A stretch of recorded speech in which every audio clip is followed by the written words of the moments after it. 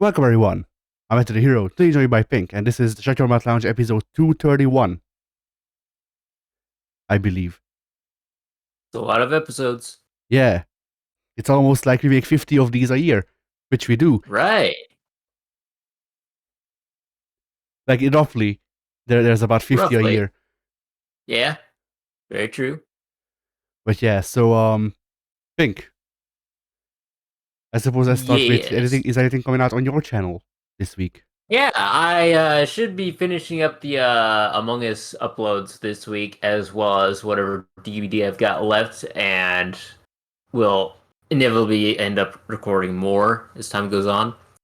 I was originally going to be uploading the Civilization 6 playthrough we did. Well, I can't call it a playthrough. The Civilization 6 session we did with Alex, or I did with Alex and Soon yesterday, but I think I'm gonna trash that one because Bowie was losing his mind. I had people walking in and out of the room during the recording, and just a lot of background noise that I don't want to have in a video. So I figure I'll just trash that one. We'll Yeah, maybe that's get something understandable. better. Yeah, If you maybe want, get something better done in the future. once we're done recording this podcast, I can help you set up a noise gate so that not as much background noise gets in. Sure, we can do that. I don't know how much it would help because it was a unique situation where I wasn't stationed inside my room. I was actually outside of it. Ah, So I'm like right next to the door, and they had gone to a different city because they were shopping at a mall or something. So they were about an hour away. So I had like the house all to myself for a couple hours. But once that nice little time period where I'm all alone and there's no noise in the house came to an end, it's like once they open up that door, that's just all the noise coming in all at once. It's like, that's not fun. yeah. I don't think it would have with like Bowie because I think barking is like too loud for noise gates unless you want to Yeah, also cut yourself off. but yeah. but He'd be way too loud. but the doors maybe like, that may be feasible at least to be people talking in the background and noise or doors rather. But yeah, stuff like that. Yeah. So yeah, is there anything else coming out on your channel? I guess. Anything else? I don't believe there is. I think that's all I had this week. All right, fellas. For me, the second session of Songbird Symphony should be coming out this week. And Nice. that's it. I have a review. I did completely edited review of Songbird Symphony on my hard drive, but it's taking its time. I just need to upload it, but it's taking its time. It's fine. Yeah. I might just trash it and make a new one. I don't know. But yeah. And as for the group channel, nothing. I like it. Yeah, it's some of our best content yet. I'm a big fan of nothing. On the other hand, we do have the Jeff show coming up on What? in June. Jeff Keighley, the Game Warts. Oh, yeah, that guy. Yeah, we can watch like fucking 5 hours of Jeff Keighley making shitty jokes, so I can see something like two frames of Sonic Frontiers, and then that's pretty much everything that's gonna happen on that show. I think, if even that. Although he's come out and posted a thing that said that not every game that was in the advertisement is actually gonna be shown off. So the chances are there's actually no Sonic Frontiers anything there. Womp womp. Yeah. Well, anyway, Pink, what did you do this week? What did I do this week? Let's see. Let's start with 2K22 because last week they released their newest DLC pack, which had a bunch of no-name goons and Boogeyman. So not a lot to mention in that regard. It came with Vader, it came with Cactus Jack, and those are two wrestlers that I absolutely love. I just can't live without them. Vader for Hall of Fame, absolutely. Yeah, the only way Sarcasm. the only way they could have made that DLC pack better is if it was 4 Mick Foleys. 4 Mick Foleys and a Vader. Yes, for 4 Mick Foleys, a WWE Vader, a WCW Vader, and a New Japan Vader. Yeah. The only one that would be different is the New Japan one because he had a different like entrance attire. Uh huh. But you know, Yep. Yep. So yeah, not actually not a lot of discussion we had there. It came with Indy Hartwell, so that completes the NXT faction the way, which I was a big fan of because I just freaking love Johnny Gargano. So happy to have her in. It was much needed. It was very odd that she wasn't in the base game when literally everyone else was, but you know, that's how DLC works. So, despite the fact that the DLC pack itself was very underwhelming, even though it came with Boogeyman, before the patch dropped, I mean, before the DLC dropped, a patch was dropped, and in that patch came an update that gave us access to several wrestlers that were locked in game and kind of hidden because they probably weren't supposed to be yeah, included. they were hidden by the fucking like the they were hidden by the bridge troll that is Yokage. Yeah, yeah. So it gave now we now have access to the alts of Alexa Bliss and Nikki Cross. Hallelujah! Very, very, very happy to have that because you know Nikki Ash very, very few people like, and then Alexa Bliss, as she was in the game, that's using the old recycled Bray Wyatt gimmick, which sucks all of the ass. So it's very nice to have their prior default outfits back in the game. Are you telling me that you don't like the friend? I despise the friend. I hope he dies. That's a bit harsh, but okay. uh, anyway, in addition to Nikki Cross and Alex Bliss, we also got Dominic Dijakovic, which is one of my favorite dudes from down in NXT, and he recently, and by recently I mean a long ass time ago, started wrestling under the persona of T-Bar of Retribution. So I was very happy to have him included with the update patch because I didn't think they would because Vince has, you know, his head up his ass about all the rules of no prior personas are allowed if the current wrestler is wrestling underneath a different gimmick that is quote unquote a different character. But yeah, they let it slide this time, so I was very happy about that. Yeah, And you know, whenever I hear about retribution, I think there's sanity. yeah, that's basically all it was. It was sanity, but somehow worse. Oh, Not but like sanity wasn't good to begin with. really. You know, I liked plenty of the wrestlers in Sanity. It had Eric Young and Nikki Cross, and then I'm sure it had somebody else, maybe. Yeah, I actually can't remember who else it had. Oh, it had Alexander Wolf. He's actually in this game because he joined Imperium. Then he got fired, so he shouldn't be in this game, but he is. But who else did they have? They had my boy Sawyer Fulton. I love that guy. Talk to him on a almost weekly basis. And they had, you know, I think that's all they had. Alexander Wolf, Sawyer Fulton, Eric Young, and Nikki Cross. yeah, I think it has a 4-person No, no, no, thing. no, no, no. They had Big Damo. What's his name? What was his WWE name anyway? Uh Large Dave. oh, yeah, Large Dave. Oh, what was his name? Why can I not remember it? I should be able to remember it. Um Killian Dane. Killian Dane, that's what it was. Yeah. So that was a fun group of capable workers. I'm not surprised that none of them went anywhere, but you know, that's WWE I for mean, you. didn't anyone go to AEW? Yeah. See, he went No, see, he went Eric somewhere. Young went to TNA. Oh, okay, so he went home, but he's still home is somewhere. Yeah. Yeah.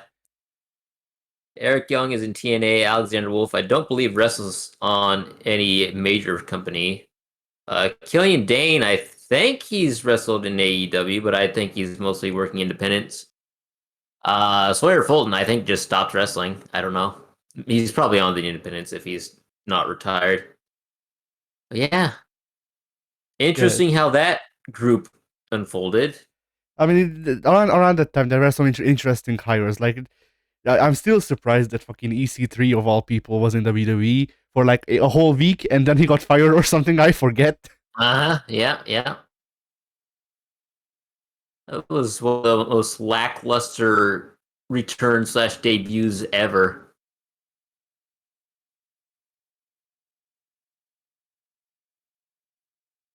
But yeah. So I guess anything aside from WWE. Anything aside from WWE? I played Civilization 6 yesterday with Student and Alex, as I already previously mentioned.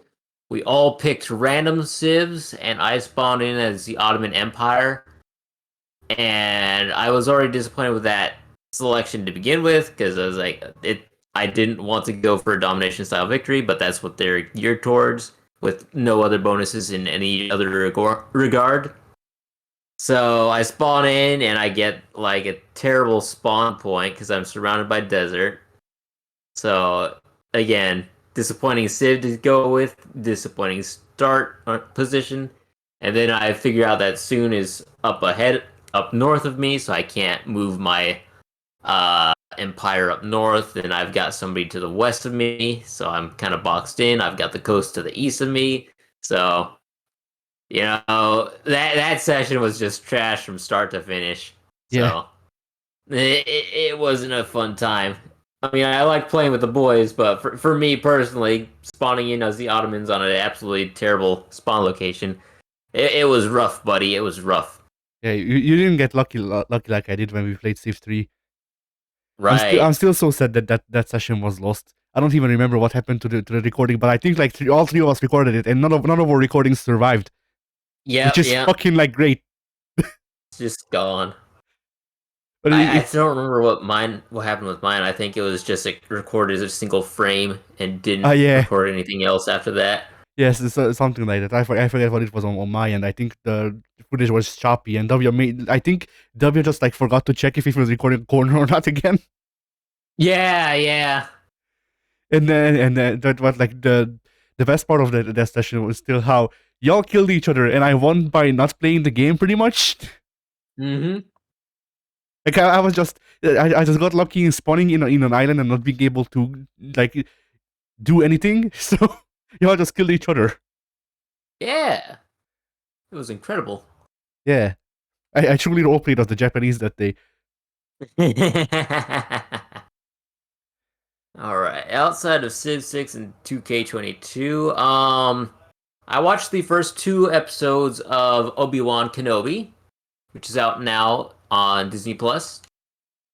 I thought they took a very interesting premise and they've been going very well with it thus far. I really enjoyed Ewan McGregor's acting. He's always a joy. I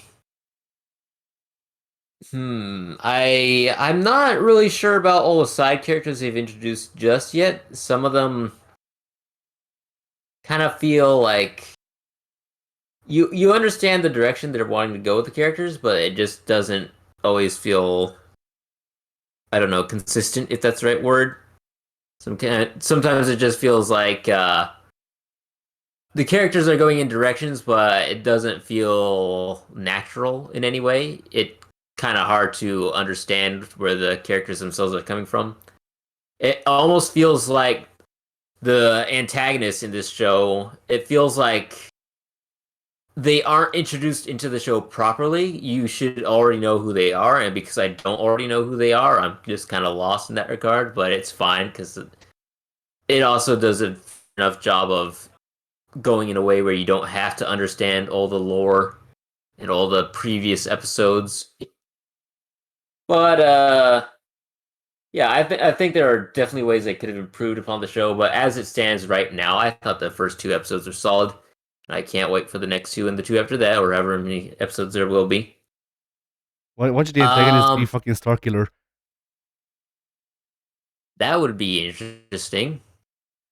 I mean, they have hinted at trying to bring him, or them trying to bring him back, but I don't think they're doing it. But it would be an interesting exercise Truly, to make him work.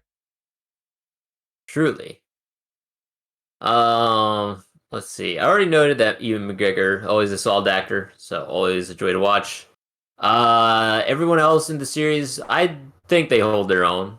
They've got some fun little side character aliens as well. There's a charming little Ewok, not Ewok. Is it Ewok? No, Ewoks were the little teddy bear guys, right? Yeah. Jawa. Jawa's the word I'm looking for.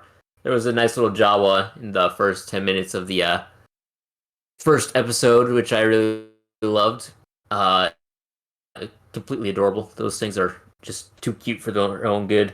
And I really like the character designs in the show. A lot of, I'm sure there are plenty of recycled alien designs, but there have been a lot of things that looked brand spanking new to me, and I thought it was very cool. Um, hmm,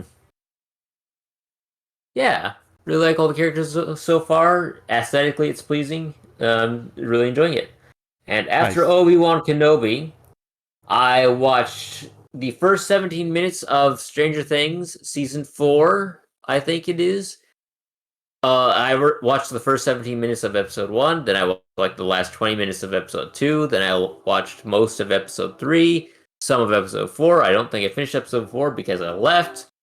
So, yeah, you can tell I was watching with family there because I don't typically just choose random minutes to view and then decide to stop and proceed to the next episodes and whatnot. But what I did see from this series, I really enjoyed. Um, the strongest points of the show are still Steve Harrington and his children. The weakest points are undoubtedly, in my mind, Mike and 11. And every time the series, the show, has its focus on their portion of the story, I'm always like, yeah, this is interesting and all, but I'd rather go back to the people that I like to watch. They're kind of just the weakest part of the weakest aspect of the show right now, in my opinion. But I also am not a big fan of Mike as a character or his actor as an actor. 11's fine, but I feel like they're in this season particularly they introduced kind of like a Dark Phoenix element to her, Oh, which kind of feels out of left field because I can't claim to be the biggest fan of Stranger Things. I don't know their lore front, back, and center, etc. But it feels like they're adding character elements to her that weren't there before, so now it just kind of comes across as not genuine and forced. So it's like, okay, this is all very interesting, but it doesn't feel like a natural progression or natural callback in any way. I'm just kind of confused and not really interested. so what you're telling me, Pink, is that they need to kill 11 before she gets 5 bars of super. Otherwise, they will get in touch of that. I guess I don't know. Yeah, POD'd. exactly. That's exactly what I'm saying. Honestly, if they do kill 11 off in the series finale, I wouldn't be surprised. I might say that I saw it coming, but I won't adhere to that point because I don't know at this point if I see that coming or not. Um, Very interesting main villain this series because it's more proactive than all the previous seasons where it's just kind of you know a boogeyman that you don't get to see for most of this season until like the finale or whatever. This one, straight from the get go, I think anyway, because I only saw the first 17 minutes of the first episode. But from episode 2 and onward, you do see a lot of the main antagonist who doesn't really feel like part of the Upside Down, but I don't know, I guess has to be. It's hard to say. I I don't know. I'm really enjoying this season thus far. I am kind of lost in some aspects because I've already noted many times before. I'm watching it in very chopped up bits. Later on today, I'm gonna try to watch it all for myself, all the parts that I have missed out on. I'm not gonna binge watch it like a maniac though, because that's like 8 hours of Stranger Things, which is cool for Stranger Things fans, but that's asking too much from me. Ha, Pink. So I spent the last 2 days watching fucking like 30 hours of Metal Gear. I don't like Metal Gear. what is wrong with you? I need to know. Why Metal Gear? I need to know. The Lalo. Yeah, but yeah, I guess I'll cap off the Stranger Things discussion there because I need to get a more concrete opinion and viewing before I can say anything with absolute certainty.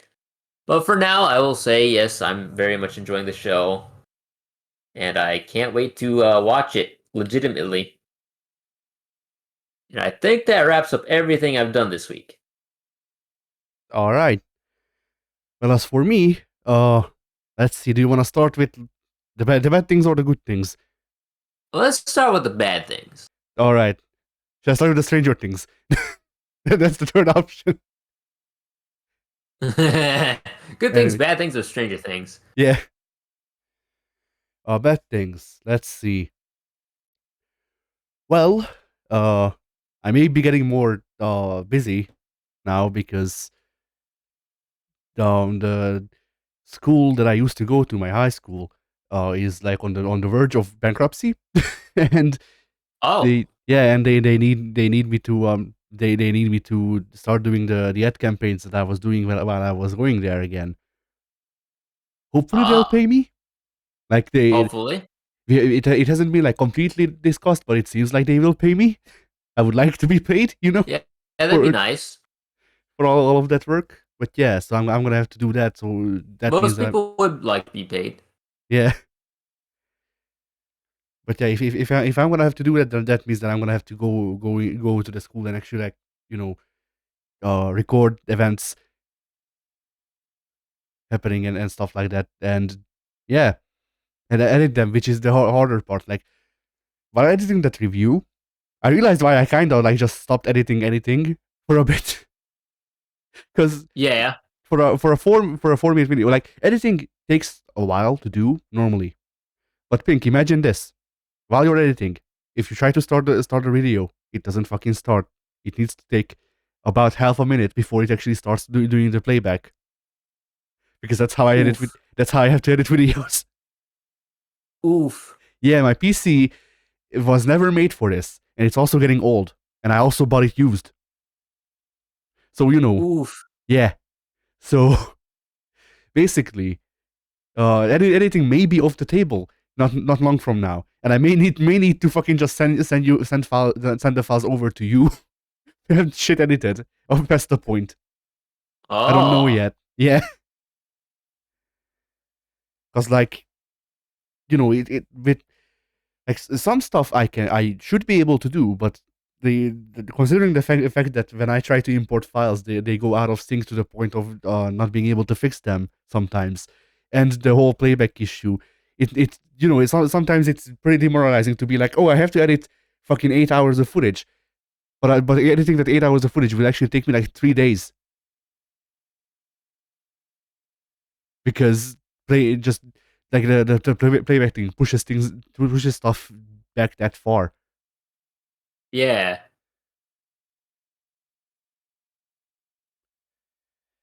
So yeah, we'll see. Hopefully, I won't have to have to put that burden on you too. But who knows anymore? Very true. Aside from that, I've been having a very nice week. My brain decided that I don't have a schedule up yet, but I will need to fucking figure it out. But my brain decided, hey, it would be a nice week to have a depression, like just real bad depression. Oh, that's fun. Yeah. That's fun. So that's why off recording we discussed that we would try to record it like pretty much any day on this week just to see when you would be free. And then Yeah. I sent you a thing on Monday and then didn't because I literally just didn't feel like being, and that was great. Ah. Yeah, like it's um when it gets pretty bad, like it switches between two feelings. One is that I want to go home even though I'm already at home. That one's good. The other one is better because it just makes me want to like just not be for a month. I don't want to die. Like it's distinct from that. I don't want to die. I want to just stop being for a month and then come back and then see if shit improved. Right. And I don't know how that makes sense for my brain, but it's a thing. Let's see what else. that would like come here. Uh, but I did end up coming out to my dad. It was Ace yesterday. Ah. He dismissed it, and that was it. Yeah, Well, all right then. yeah, and I mean, my thing with that whole thing is that like I don't care that much about how much they understand. Like I just don't want them to try to set me up with people or like push me into Yeah. relationships. And like as long as they're not doing that stuff, then it's fine.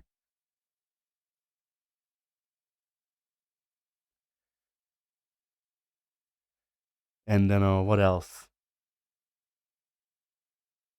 Hmm.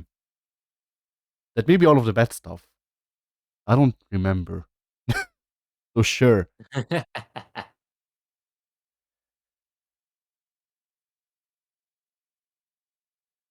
Then, I guess for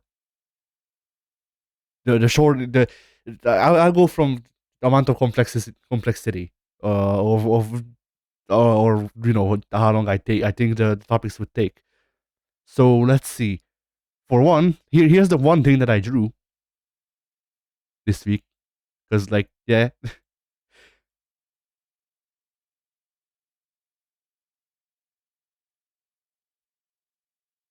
are we gonna have problems?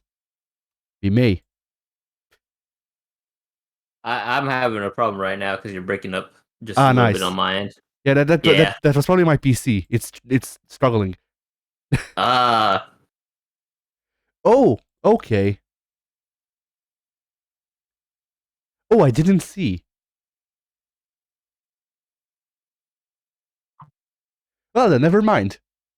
I was like, hey, I haven't been able to show the fucking like splash screen that I made a couple of weeks ago. I updated it, and I was like, hey, I wasn't able to show it in the past like 2 weeks.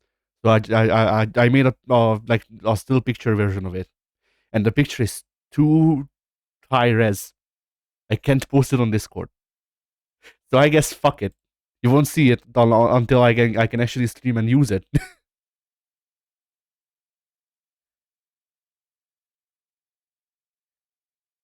So yeah, I guess I didn't draw anything. Pink. Uh-oh. Uh. I think I'm back. Okay. What happened? I just had to swap my internet around, disable it, re-enable it. Hopefully that would fix whatever was going on. I see. So yeah, when did you get cut off? About 2 minutes ago.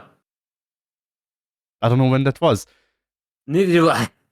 You're Nice. talking about your art or something. Then All I right. got disconnected. Yeah. So I tried to post it on the Discord, and then it turned out that because like it's just like a still version of the thing that I've made like 2 weeks ago. I updated it, and it's the thing that I wasn't able to post back then either. I made a still of it, and I'm like, okay, surely I can post this, and the file is too big. So did he fucking die again? He did. I am fairly certain he is out of internet right now. Pink, pink. Hmm. All right. Well then, I guess it's the solo podcast. So viewer, how are you today? Hope you've been having a wonderful time. Because as you can tell, we are. Uh, let's see. What can I keep people up with? I don't fucking know. I'm not interesting. I'm like I don't fucking know. Guess I'm getting back to writing a book because people around me are requesting me to. Doesn't really fucking interest anyone, but hey. Alright, he's gone. Pink is gone. The, the Patriots got him. The lolly lule low. He knows too much.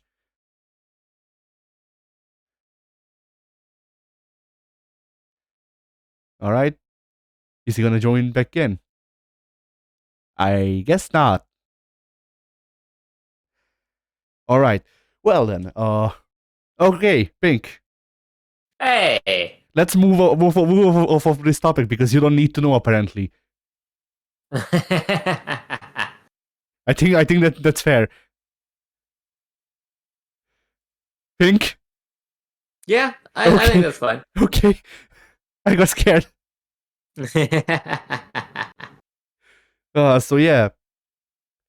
Aside from the art that I didn't, I guess. Uh, I also I also finished Spyro 2. It's slightly differently designed to Spyro 1, but it's pretty much more of the same. It's fine. And judging by Spyro 1 and 2, if you want to do series on them eventually, they will each take at most 2 sessions. At least judging by the first 2 games, I don't know how long the third is. So I can be down for that. All right. So yeah, I guess that may be an option too. I mean, we have 2 other series, but then like Persona is gonna be a series where like 5 years from now we just come back and just like do 3 sessions and then leave again. Yeah. At this rate, anyway. But yeah. So that and then I also went back and since I had no interest because of the depression thing, I was like, hey, well, I said like a week or two back that Metal Gear 5 made me interested in the world's lore. So I went back and watched the first game, the second game, the third game, and I'm in the middle of Peace Walker, which is the PSP game, and after that I'm gonna go into the fourth one. Nice. I am playing Metal Gear the way Hideo Kojima, the way video Kojima, which is not even like that's not even a play on words because he made it. Like he's fine with that joke, I think. Ah. But yeah, I'm playing Metal Gear the way Hideo Kojima intended by watching someone else play it, treating it as a movie.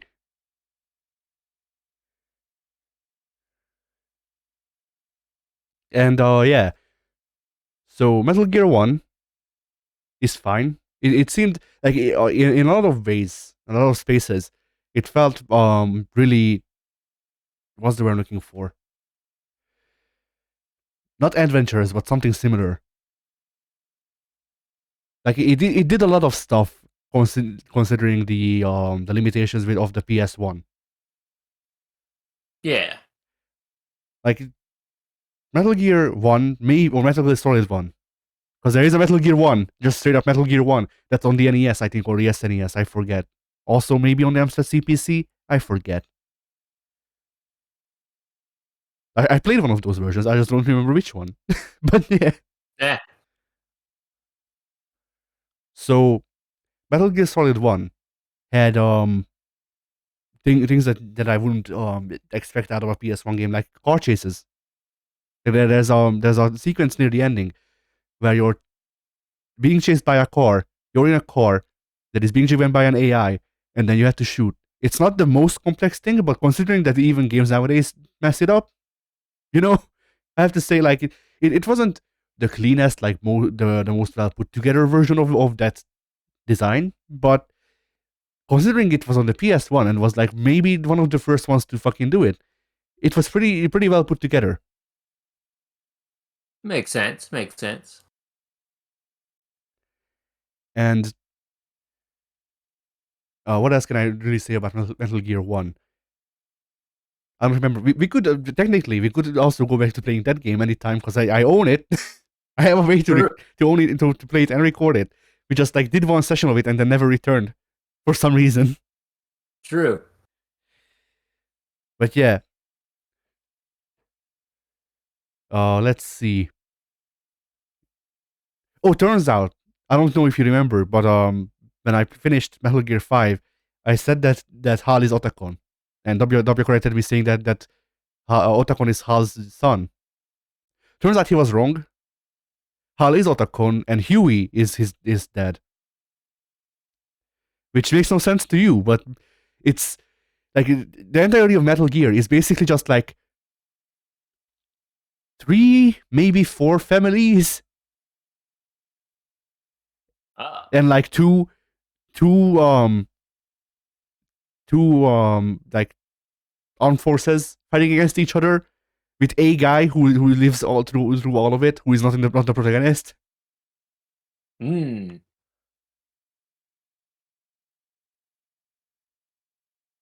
And yeah, but there's some really like there's some interesting tidbits that you learn just like playing through all of those games, or I guess it's just seeing all of the lore laid out like that.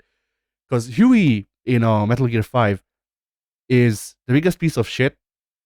Like he does his entire purpose in the game is to be lame and lie. Cool. That's his character. And then in Metal Gear 2, you find out that his son cocked him, and then he killed himself. And the thing is, his son is no better than him. Like he's just not a fucking liar.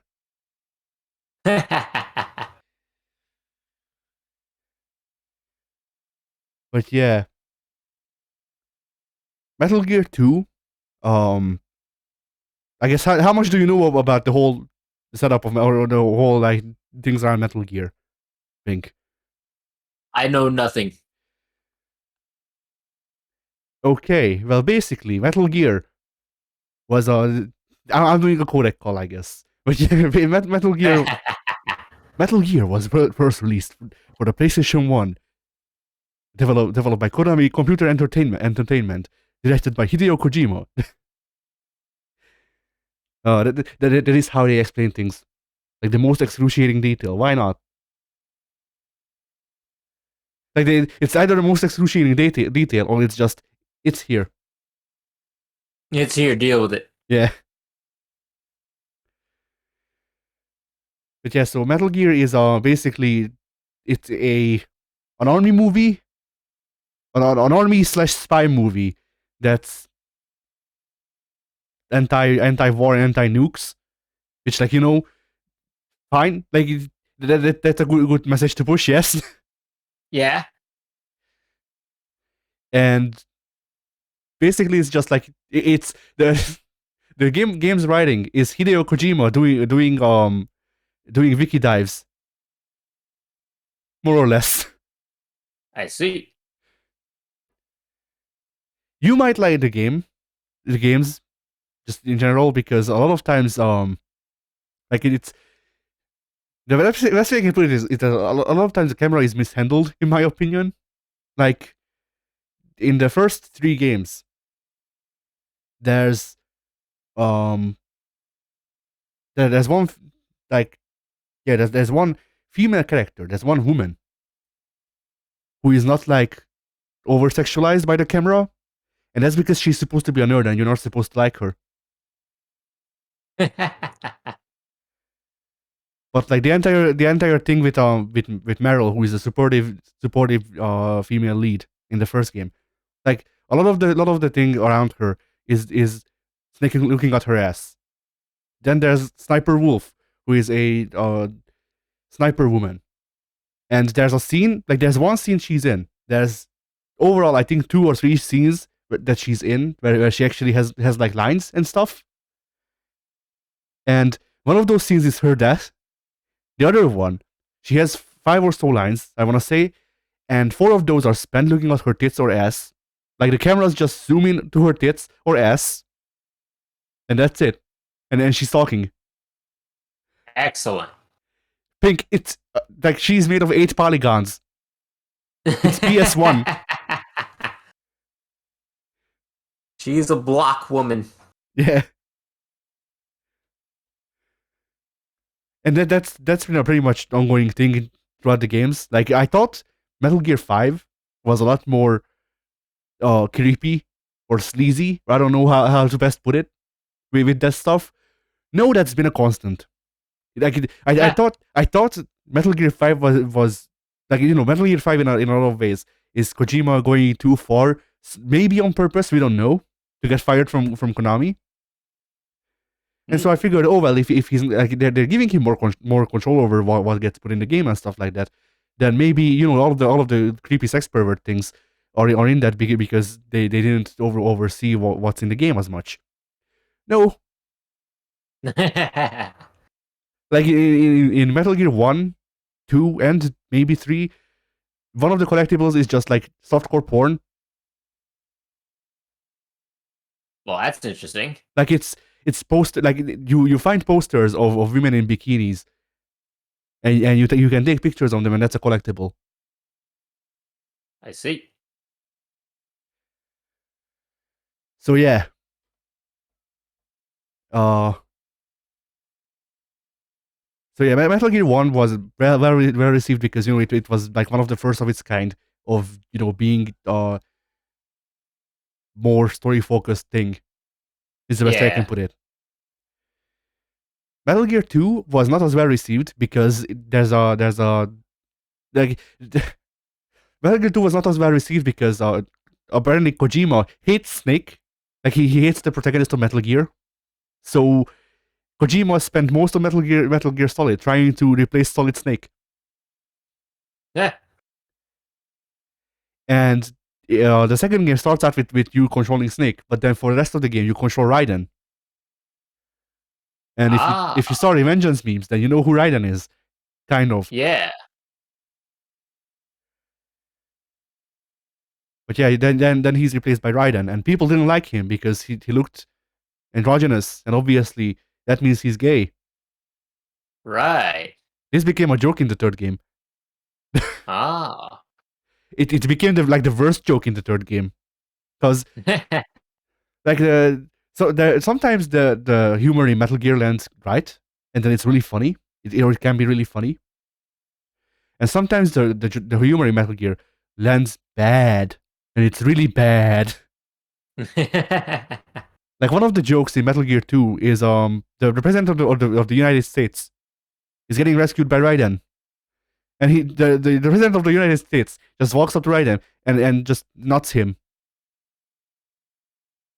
That's not nice. Like he just grabs his dick. And he goes, you're a man? Like, when is Metal Gear? Okay, it was a couple of years off. Like you could argue that he was just a creep and he was going right for the pussy, but like that game was set in 2009. It's still like 8 years off. Yeah. So yeah. Hey. You hush. No, I refuse. Shut up, Al. I'm not talking to you. I'm leaving this call. So yeah. Let's see, where was I? Oh yeah, then in Metal Gear Solid 3, that's set before the events of the first game, back in like the 70s. And in that one, there's a character who looks exactly like Raiden. It's called like Raiden Nikov or something like that. And one of the jokes is that that Snake, which is a different Snake to the Snake in the first game, that Snake has to dress up like that Raiden, who is not the Raiden in the second game. And because he was the gay lover of the Russian like leader guy, the Russian leader guy grabs his dick and he's like, "You're not him." And it was supposed to be a joke.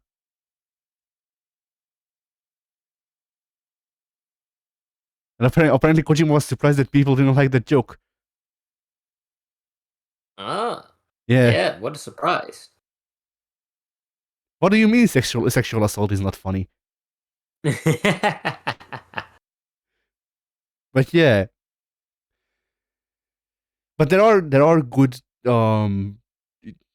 parts for humor. Like there's a scene in the third game where the love interest, who obviously betrays Snake later, love interest is trying to fuck Snake, and Snake pushes her away, and then they do this thing where, like, in a movie, it would just be like her trying to get him to go along with it by removing a tracker that's in him, but then they like how can I put it? Like they're sitting next to a fire in a cave,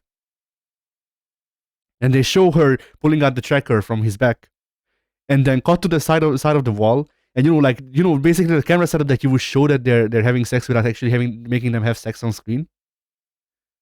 But instead of the shadows having sex, she's locking him into an abdominal stretch, and then cuts back to her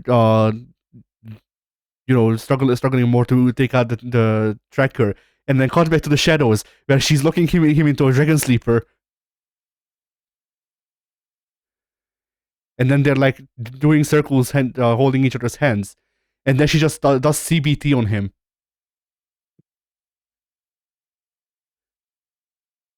Like the last thing with the shadows is just her holding his legs up and just stepping on his crotch forcefully. I'm so confused. It's a modern sex scene, Pink. But yeah, that scene was funny because I had to go back in the playthrough and actually make sure that shadows were doing wrestling moves and shit. So and that stuff I missed out of the fifth game. Like there's not as much funny stuff in the fifth game, or at least not as intervened or intertwined rather with the yeah with the main story. Because like this is a cutscene in the main story. You cannot miss this joke. The only joke that I can remember from Metal Gear Solid 5 is Miller starting a burger restaurant on the side. Like he's using the military fund to start a burger chain. And that's funny, and the way it's set up is funny too. But it's in an audio log, like half of the game, if not more. My goodness. Yeah. And there's also the thing of like, okay, Pink, I'm gonna tell you about all of the snakes. So how many are there? Too many. So Pink, the original Snake that to us original Snake, Solid Snake, who was the guy from the first game on the PS1. Right. Right. The antagonist of that game is a guy who looks exactly like him, called Liquid Snake, who is his brother. He's liquid? Yes. I see. Then, in the second game, the antagonist is Solidus Snake, who is that third brother who also looks the same. I see. But you see, they're not twins, not exactly, because they're all copies, they're clones of the guy from the third game, who is Naked Snake. Is he naked? No. And then in MGS5, you play as a guy who looks exactly like Naked Snake. But he's not actually Naked Snake. He is his clone Exposed Penis. No, but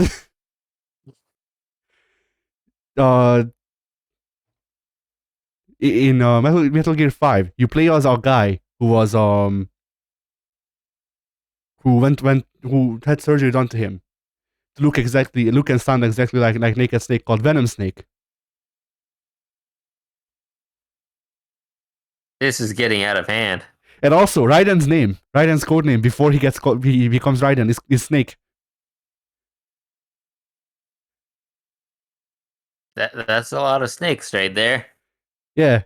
What's the quote about the snakes on a plane?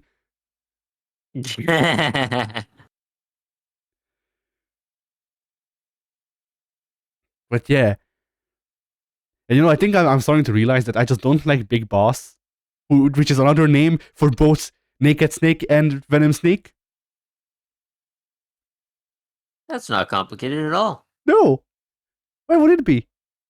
Pink in the second Snake. In the second Snake. Fuck. In the second game, Liquid Snake takes over Revolver Ocelot's mind by being his hand. Literally, being his hand. What? The Liquid Snake dies at the end of MGS1, but Revolver Ocelot loses an arm. So they grab Liquid Snake's arm on Revolver Ocelot, and that enables Liquid to come back from the dead and possess Revolver Ocelot. This is getting out of hand. And I haven't even told you about the Patriots, the Lali Lule Lo, which is the Patriots Pink. I don't know all of this information completely because I haven't watched all of the games yet. But the Patriots Pink are AI of the founding fathers of America who are trying to rule the world like they're the Illuminati. I see.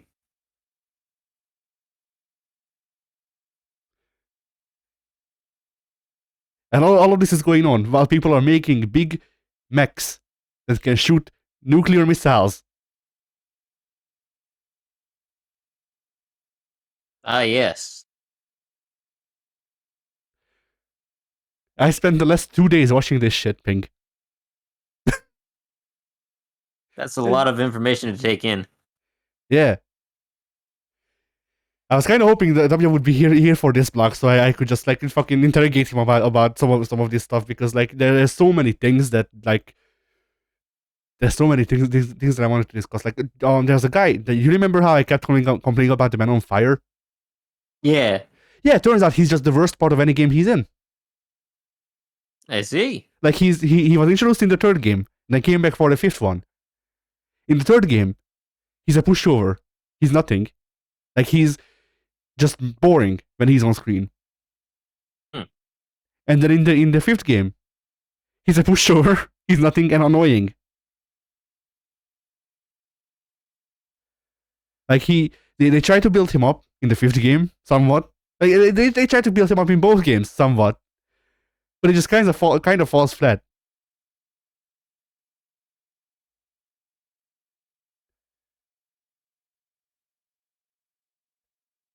Yeah, that's a lot there. Yeah. And then I don't like some of the things like some of the continuity is making my brain fried. It's frying my communications.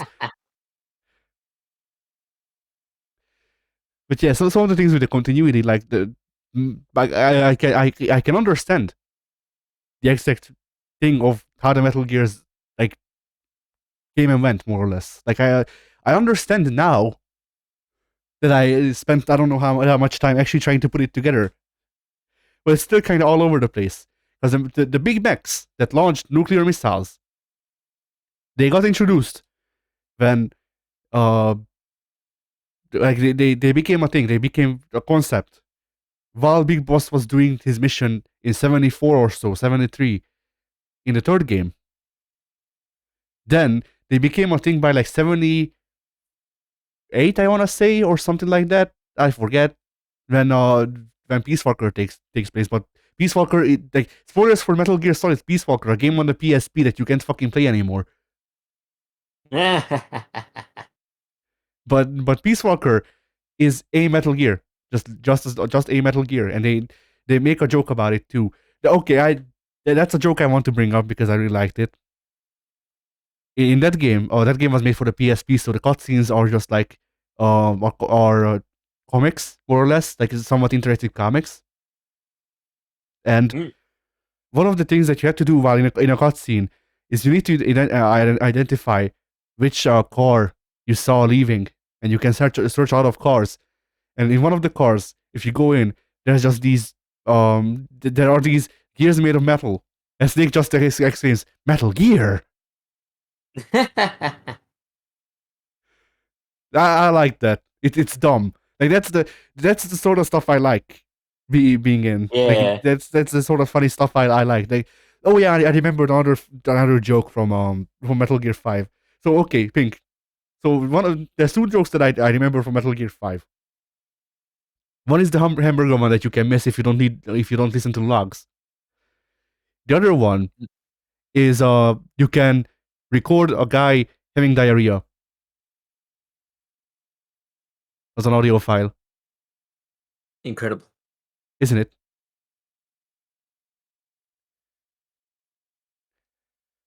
You know, I'm kind of glad that the Bowie's estate didn't. Wait, no, it would have been just straight up Bowie then. When did he die? 2016. Yes, it would have been just straight up Bowie. So yeah, I'm glad Bowie just declined giving them the fucking the man who sold the world.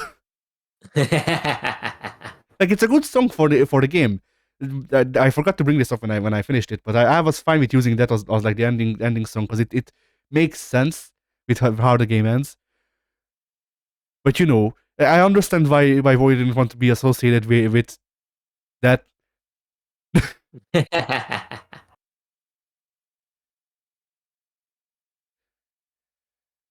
So yeah. And like there's this whole thing, like Duppy and I keep saying the lolly lule low with the Patriots, and that's because in that thing, if someone is a part of the Patriots, then they have like a microchip or whatever. Or no, they're nanomachines, right? They're nanomachines that they have injected into their veins or turned on so that they can't say the Patriots. They can only say the lolly lule low. Ah, Like they are incapable of saying D and then Patriots like behind that. I see. Which I mean, like imagine if one of those people just tried to take up a job calling like football matches. That'd The New England Lolly Lule Low are doing great. be terrible. Are they even the New England team? I don't fucking know. Yeah. I got it right. Yep. Nice.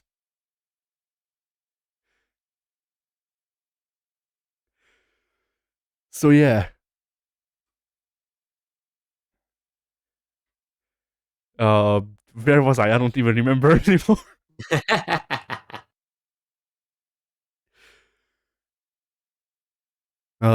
So yeah, Metal Gear is. Oh yeah, I guess the last thing I wanted to point out is there's a codec call. There's this well, for one, there's a twist in Metal Gear 2 that I don't know if I want to spoil for like you, and that's pretty much it. I'm pretty sure everybody else who would want to know about the spoiler already knows the spoiler. Nah. Like I knew about the spoiler before I watched the game, but you know, because it's one of those like Darth Vader is Luke's dad spoilers. Yeah. But yeah, there's a twist in Metal Gear 2 that I knew about. I knew it was that game, and I fucking remembered for half of the game, and then I actually got invested in the story somewhat, and I forgot about the twist. And the execution of the twist was very well done. Like it was very they're trying to show that you can't trust anyone, and they're trying to do that by basically like it may be a thing of it may be the thing of I was watching the game at 2 times speed because fuck actually watching something for 8 hours straight. I'll only watch it for 4. Yeah. I mean the thing is like I watch most things at 2 times speed because that's the natural speed my brain handles things now. I guess I've done it too much. Ah. But yeah,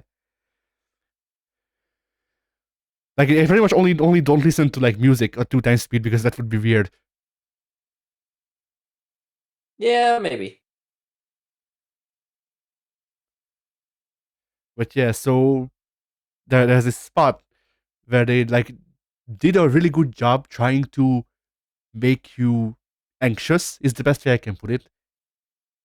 Because there's this mechanic in all of Metal Gear, at least up to 5. I don't know if it's in 4 because I haven't seen it yet. But yeah, there's this mechanic where people can just call you on a phone pretty much. And then it shows up on the middle of the screen and does this beeping sound, and then you can press the thing and they will talk to you. And when something goes wrong, and it turns out that you couldn't trust someone that you trusted for the game, that just goes off like completely. It just constantly you're getting called, and when you pick it up, people are telling you like worthless information or just like weird shit. Like a guy, like one of the things is that a guy calls you up and he basically tells you that he's been abducted by aliens, but he just does it in a very nonchalant way. He's like, I see. He's just like while I was driving home, fucking last Thursday, I saw an orange rectangle in the sky, and then a beam engulfed me, and I don't know what happened. What do you think that is? So yeah, I know. He says after that I woke up in my bed. What do you think that was, or something like that? And just like a listing of Japanese metro station stops and stuff like that. It was well put together. And then there's a call with the colonel at the end of the game where it's very like, I guess poignant is a way to put it, but I don't even know what to properly call it. Like it's it's one of those things where like Kojima kind of called it. Kojima looked at the world in 2004 and went, yes, this is what he's gonna be like, and he was kind of right. Mm.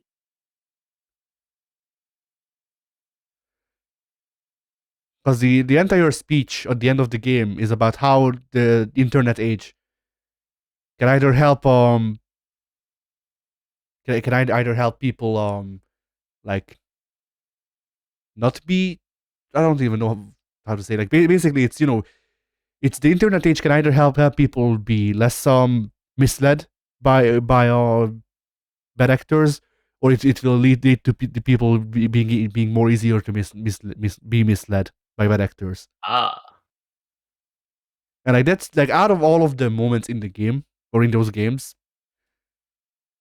like that ending speech is probably one of my favorite, just because of how it was kind of right. Yeah.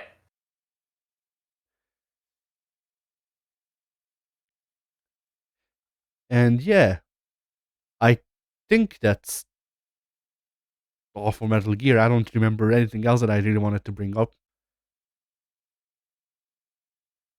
And did I do anything else? Well, I don't think so. I did find a couple of pictures, I guess. I think. Possibly. Yes.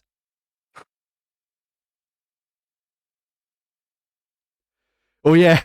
Speaking of people overly explaining shit. So remember how a while back I brought up that I may want to eventually do a couple of videos on the Nonary games. Yeah. Yeah. So this is basically your chance to check if you'd like it, because this is pretty much how the writing is in those games, and those games are all writing. So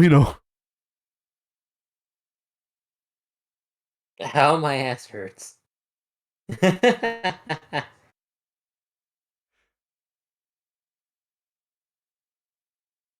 What is this?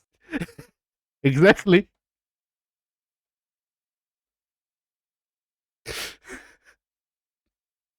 That's incredible. Isn't it?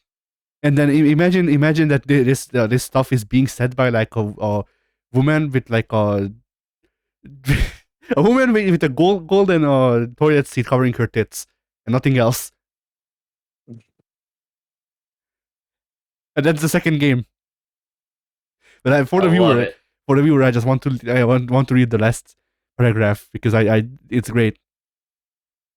I've injected ass poison into all of your left butt cheeks. You have exactly 2 hours to solve my ass slap puzzle.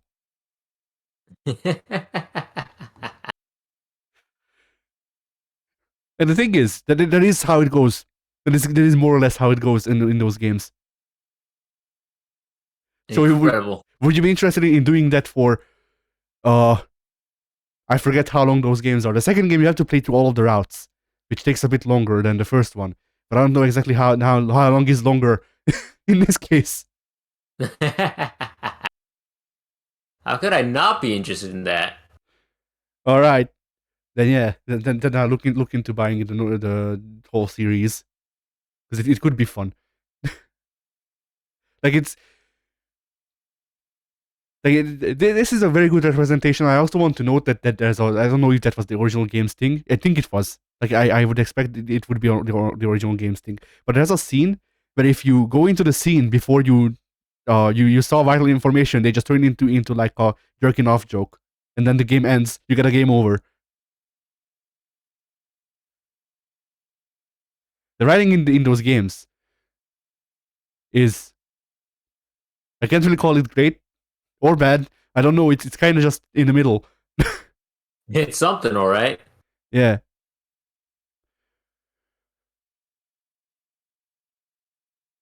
Oh yeah, I wanted to post this because it's. Oh, I don't know if it will be big enough for you to actually like see. Whatever. I'm gonna post it and I'll remove it if you can see it. But yeah, Yeah. basically, for some news, some Japanese meddler did it, and like just like it did. I don't even know how to put it. The guy commissioned like an actual like a like TV prop company to make him a fursuit that will just genuinely make him look like a real dog. Over 35,000, or that might be 15,000. It's kind of boring on my end. But to become a dog, watch how it turns out.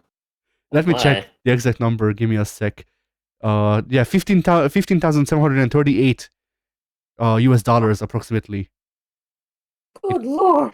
It cost around 2 million yen. That's a lot of yens right there. Yeah. So yeah, what do you think about this too? That's incredible. He does look like a dog now. Yeah. So that's a lot of money to spend to get to that point, though. Hey W, you joined on the right moment. Alex, a Japanese man spent over $15,000 to become a dog. Oh, I see. It's incredible. You just missed it, but I guess I can go back to talking about it. No, that's fine. Proceed. No, not the dog. The topic before the dog guy. No, actually, the topic before that topic actually. But yeah. What was the dog thing? Oh, there's a Japanese guy who commissioned who commissioned. No, I misspoke. Oh, what was before that? I don't care about the okay. Japanese man trying to be a dog.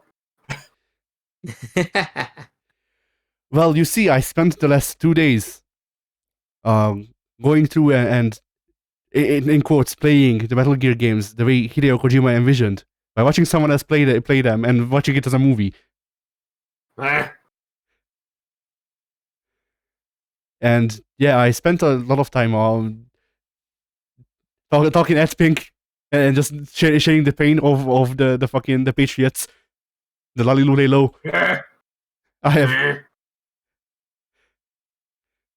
I've finished the first 3 games, and then I'm in the middle of Peace Walker. Okay, yeah. What, the first 3 games and then Peace Walker? Yes, because yeah. MGS1, MGS2, MGS3, and then Peace Walker? Yes.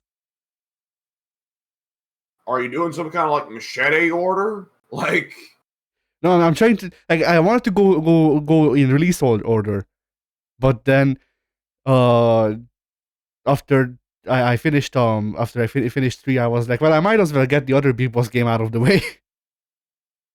well, in between MGS3 and Peace Walker, there's Portable Ops. Yeah, but I couldn't find a video playthrough of that one. Oh, I weird. 10 years ago, I did. Huh.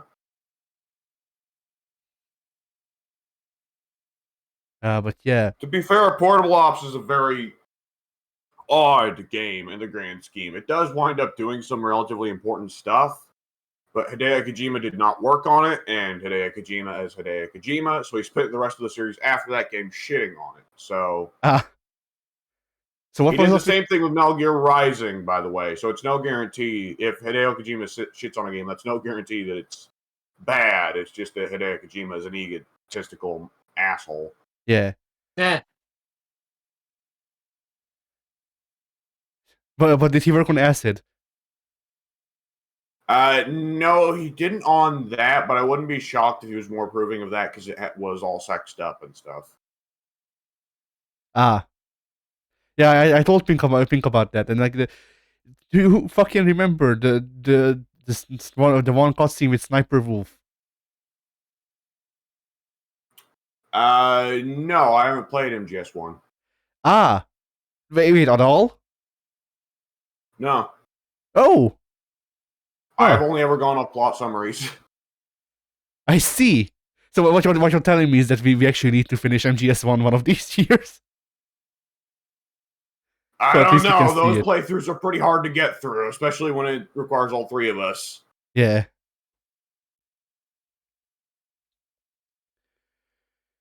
I think But it's easier to pull off that kind of Super Best Friends format of doing things or Game Grumps format of doing things when you're actually there in person with the guy.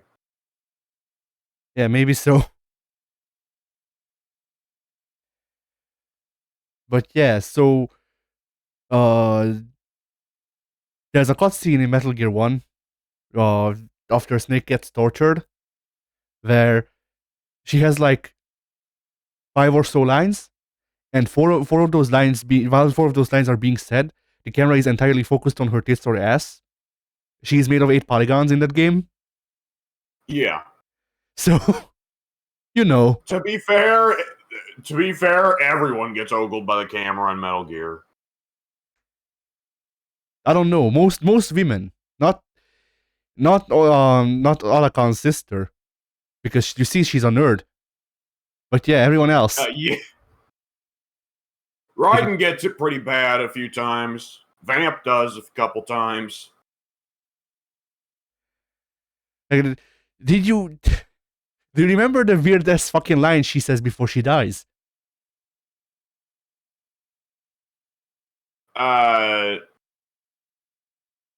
No.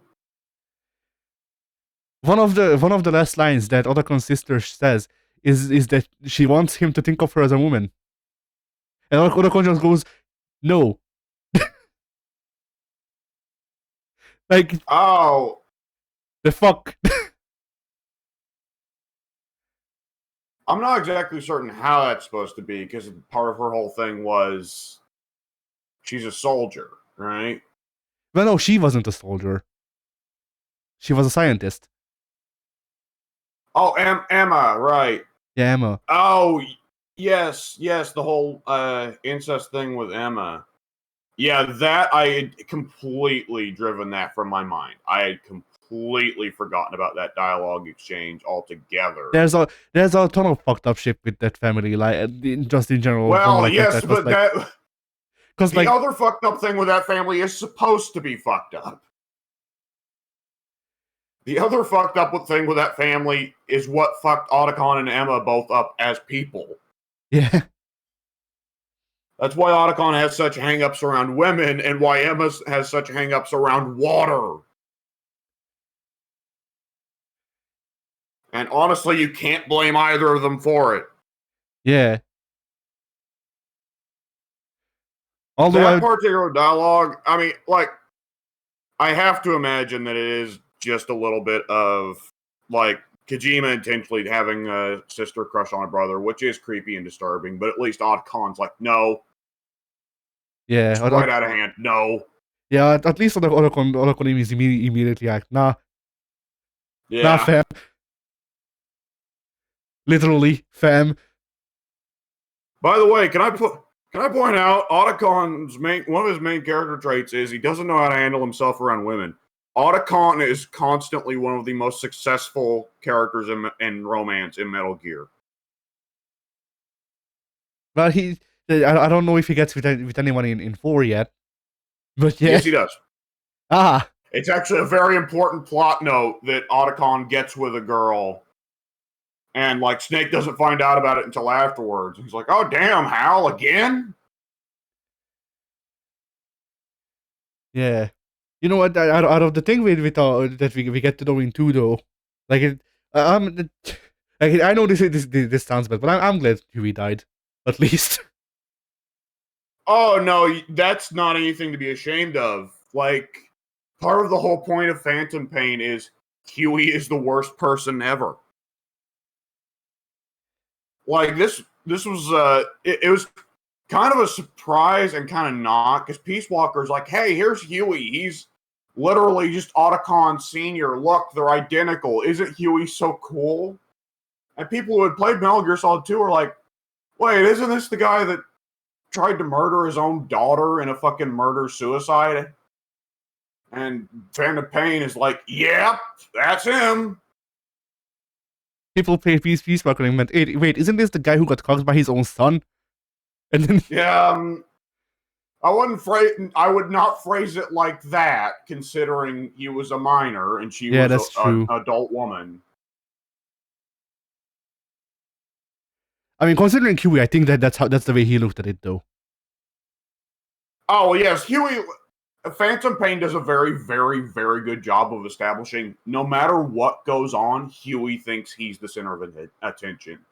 And I think no scene establishes that better than the fact that Huey, of all people, kills Skullface and then goes, yes, revenge, in the most pathetic way possible. Can't you shoot him yourself, though? I don't think you can. I think no matter what, Kaz stops Big Boss from finishing Skullface off, only for Huey to do it. But Kaz is the one who like holds the rifle. Like Big Boss, like that. I don't remember. The cutscene, the way I got it, is the cutscene was Big Boss wants to walk away from Skullface. Kaz is like, no, we shoot him, and then he pulls out the gun, and has grabs Big Boss's hand with the gun, and he's like, if you're not gonna pull the trigger, I will. And then you can stand there for a bit, and if you stand there for a bit, then Huey comes in and takes up Skullface's gun and kills him with that. Honestly, I never tried it, but I have never heard of anyone having Boss be the one to kill Skullface. I've always heard it's Huey in everyone's playthrough. Yeah, I thought it was more fitting for Boss's character, but yeah, that is the way I was trying to play him, you know? I mean, in a little bit of a way, that's vital to setting up how much of a bastard Huey is. Though by that point, I think you already know that he killed Dr. Strangelove too, which is horrible enough. Yeah. Because Peace Walker goes to a lot of trouble to set up a romance between Huey and Strangelove. And then Phantom Pain is like, oh yeah, Huey killed Strangelove. And you're just like, what?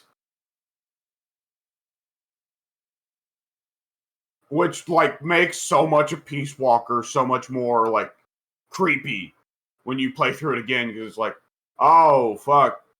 Strangelove doesn't realize the mistake she's making here. Yes, Strangelove, you should ignore this creepy nerd and go back to women. Yeah. Stay gay, woman, for the sake of your life. Yeah.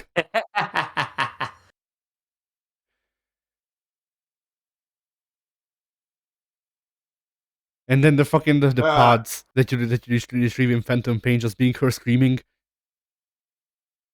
But no, it's actually not. I'm wrong. It's half of it is her screaming, and then the at the end she just goes, well, fuck, I messed up. Credit where credit's due, Strangelove handles it with aplomb. And she knew that she had to take the sacrifice, because if she didn't, Huey was going to kill her own child instead, because he's a goddamn psychopath who sees everything as being about him. Yeah. When the game starts with Huey being introduced pissing himself, it's kind of like, oh, so we're just going to be mean to Huey this whole game like we're mean to Otacon. Then you see every Huey scene after that, and it's like, actually, you know what? I'm glad he pissed himself. Yeah, no, the pissing yourself being your introduction is the American family tradition. Emma All of doesn't piss herself, does she? she does. Oh, yeah, you're right. Because we can't Fucking goddamn it. we can't leave that family alone. They have to piss right now. Yeah.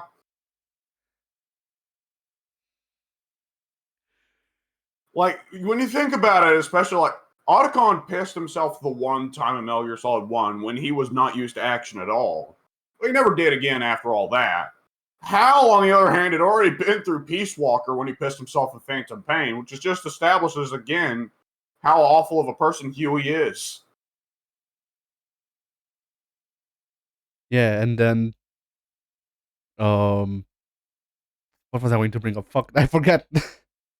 We should have known not to trust him when he didn't have a cool spider wheelchair thing anymore.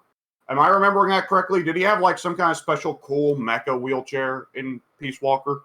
Well, I wouldn't call it cool, but he did have a wheelchair that allowed him to walk up and down stairs. So probably. Yeah, I thought that thing was cool. I mean, most of the things that allow him to walk are too good for him. That's true, and if memory serves, Big Boss agreed, which is why when he sent him out on the high seas, he sent him out with nothing. No, he sends him out with the legs, and then he has to dump them because the boat can't handle the weight. Ha! That's amusing.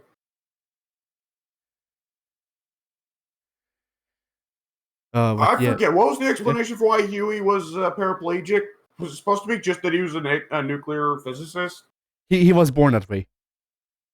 Ah, his dad was a nuclear physicist, right? His dad worked on the Manhattan Project. Yeah. Huh. But yeah, I also said that one of my favorite things in the series so far is the last codec call with Colonel in 2. Ah, I need scissors. Not I need scissors. The one after that. I don't remember a lot of them, honestly. There's it's before the game. Like it's pretty much the ending of the game, I think. Where the like half of the ending of the game is Raiden and Colonel being in the codec call, and that scene is just like Colonel just ranting about the internet, more or less. But Kojima got it right mostly. Yeah. And so like some of the things that some of the scenes that I liked from the games were the more humorous stuff.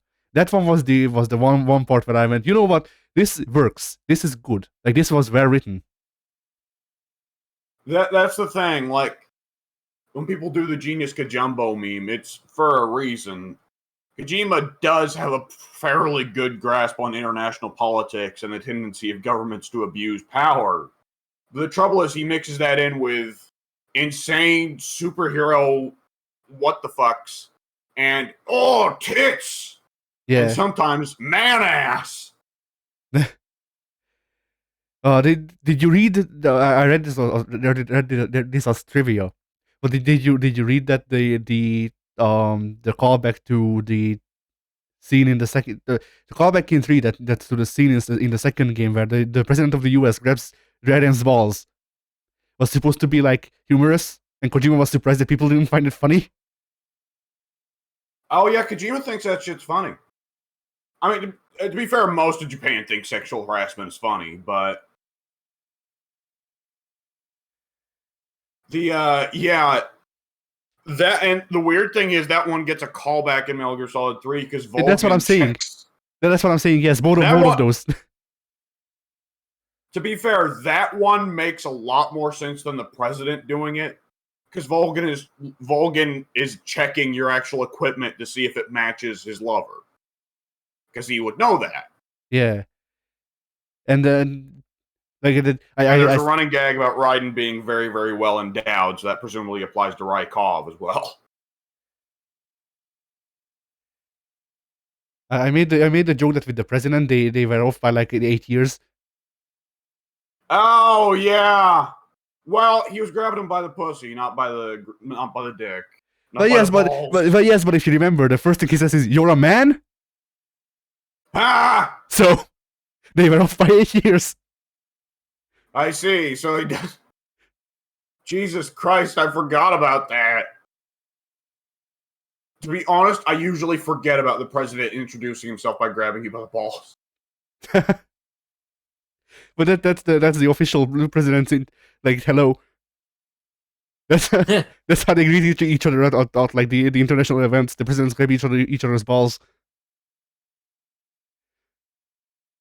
Well, sometimes a man's got to do what a man's got to do, I guess. Jesus Christ! It was ruled less gay than the communists kissing each other on the cheek. Yeah. But yeah, I also liked how in the third game there's a scene where Tanya and Snake, Tanya is trying to seduce Snake, and Snake pushes her away, and then they do this like what would be like a sex scene in a movie, but instead they keep cutting to the shadows, and then she's like looking him into an abdominal stretch and a dragon sleeper. The wrestling scene where she's trying to get the bug off of him, but he doesn't. Yeah, but he doesn't realize that. He figures she's just trying to make moves on him, so he's just like, no. That's kind of creepy in hindsight. But then they kind of make it clear Big Boss does reciprocate. He's just playing hard to get. I don't know what the fuck. Yeah, I mean, my favorite part is that the last one is just CBT. The last wrestling move is just her stomping on his balls. Was that scene? I thought Big Boss did reciprocate during that scene. Yeah, I'd say he's playing hard to get. Yes. Like they did get together at the end of the game, so. Oh yeah, they very definitely got together at the end of the game. Holy shit. But yeah, I've also realized that I just don't like Big Boss. Either of them, I guess. Why is that? I don't know. I just don't like him as a protagonist as much as I do Snake or Raiden. Because I guess like with Snake is cool. Raiden gets character development. Snake doesn't, but he's cool. Raiden gets the character development, and then Naked Snake is just kind of Solid Snake but worse. And the Venom Snake is the copy of a copy. I guess. I kind of want to go back and watch the old NES game. I don't know if it's the first one or the second one that has him as the boss. But that's confusing me because apparently Naked Snake is in the fourth game, but you kill Big Boss in the first Metal Gear, and then you kill Big Boss in the second Metal Gear, and only one of those can be Venom. Yes. So what? Uh-huh. So here's how it goes, right? Metal Gear 1. Okay. Big Boss is behind it, except it's actually Venom Snake. You kill him.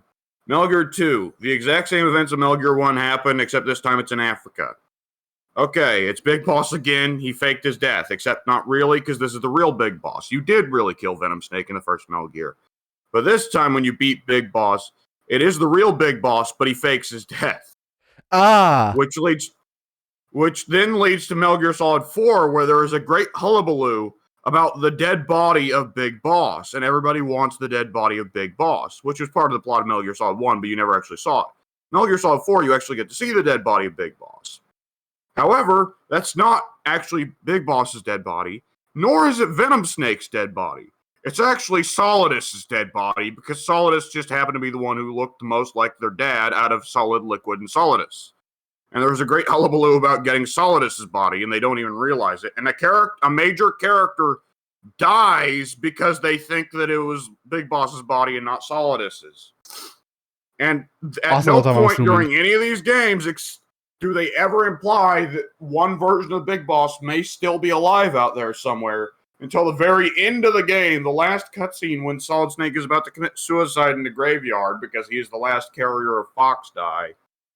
When the real big boss pops up out of nowhere and says, "Yeah, I faked my death when you killed me back in Africa, son. I'm real proud of you, kid." "Oh no, Fox Die!" Blech. And that's the end of Big Boss. All right, cool. Oh, I forgot. He also kills Zero before that. I mean, he had it coming. He wheels up a geriatric, like nearly 100-year-old Zero. That's not enough. That's not enough. Like Zero was 100 in the 80s. No, genuinely. Like the thing with Zero was that he wouldn't talk with Naked Snake during the 80s because he was too old and frail to actually defend himself. So he just basically he used the Patriots or something like that. He used Cypher, which is the Patriots. So yes, I guess I'm kind of right to convene with Naked Snake for a bit. Yeah. And all that, so you throw together all that shit. Okay. So a big part of the ending of Metal Gear Solid 4 is, for one thing, oh my god, Big Boss is still alive, which is kind of fucked with by there being Venom Snake. Another part of it is Big Boss is kind of a shitty. Another part of it is Big Boss is kind of a shitty person, but he's trying to redeem himself at the end by comforting Solid and telling him that he did good where he fucked up. Again, this is kind of ruined by Venom Snake existing and having been the actual cause of most of the bad things Big Boss did. And Zero getting wheeled up as this, like, tragic fucking 110-year-old man that had to be put out of his misery, and it being clear that he was suffering because of the Patriots, is supposed to be kind of a satisfactory thing, because you're supposed to be like, oh, fucking Zero, you deserved this. You created the Patriots, you screwed us all. But again, there's no satisfaction from Zero getting fucked, because, again, Phantom Pain established, oh no, Zero was a good person. He didn't intend for things to go this far.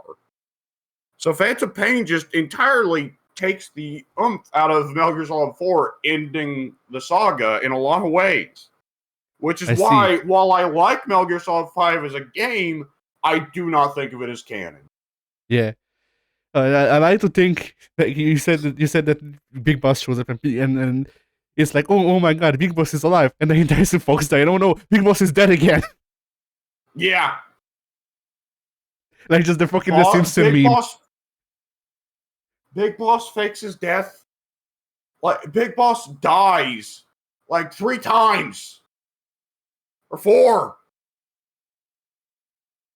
Oh my god, if you count him faking his death back in the Russian prison in Snake Eater, like...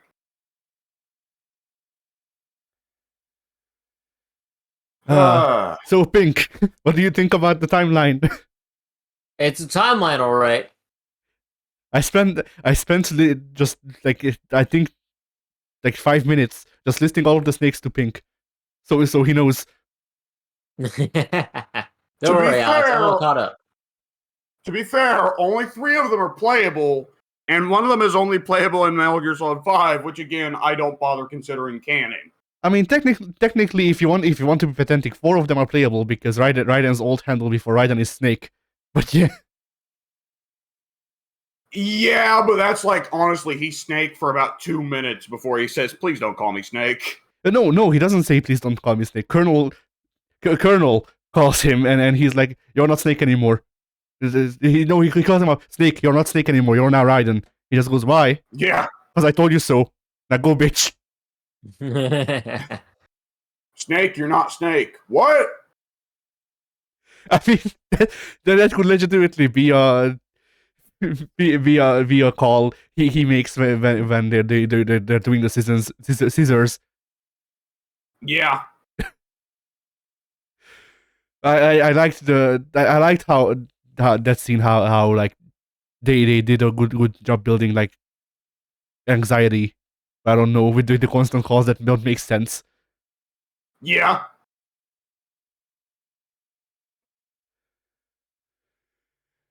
But yeah, One thing I didn't understand though is if Rosemary was not real, like, or rather, the Rosemary that we heard was not real. Then how did the real Rosemary know about the things that fake ones said? Well, see, that's big part of what goes on with Metal Gear Solid 2's ending of like how much of that was real, right? Yeah. And that's part of why a lot of people are like, fuck Metal Gear Solid 2. I don't know. I liked it mostly. There's parts of it where it's like it being pretty much all of it being set on Mother Base was kind of bad, but but then like once again it's a thing of like I liked Raiden growing as a character, and yeah. and I liked some of the things that they did with the Colonel and stuff like that, but yeah, like it's one of those things where like I understand from an overall standpoint. I understand why some people wouldn't like it. I still say that overall the first one is better, but I would probably say that out of the three full games that I've seen, and I've played one of them, but out of those, two is the second one, but that's just because I have a bias against Big Boss. The truth be told, like outside of considering Snake Eater my favorite, I would not like rank the games. Yeah. I think there's some clearer winners and clearer losers out of the lot, but ranking them is a different ordeal altogether. Yeah.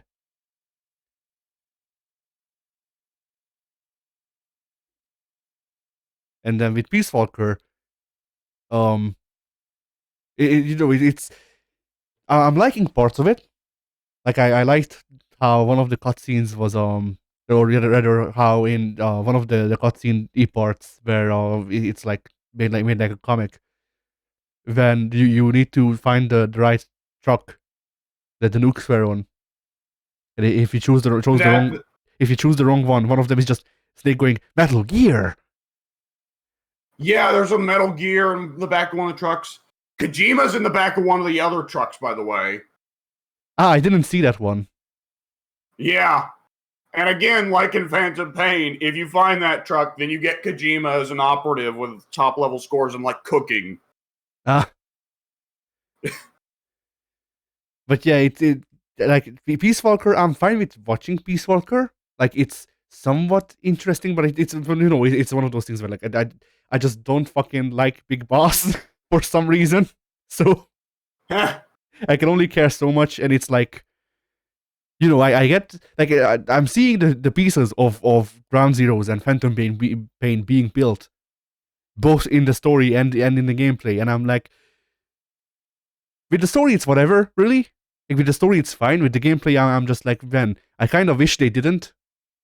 But that was also partially in Snake Eater, because like the suppressor going losing durability is fine.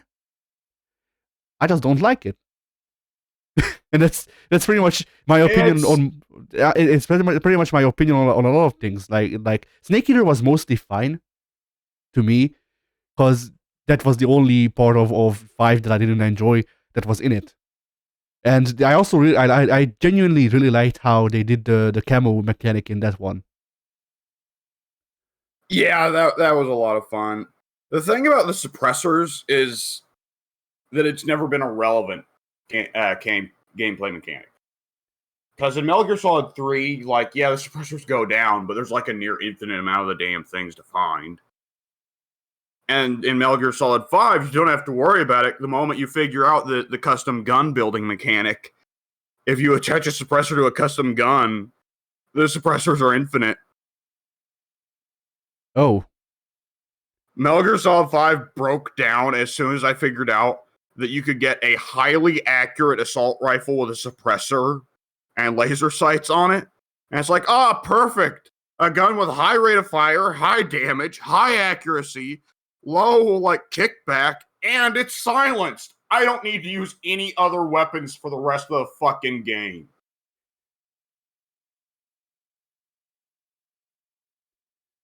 Like, honestly, in hindsight, I think that was one of the problems I had with Metal Gear Solid 5 is that I had no motivation to use other weapons.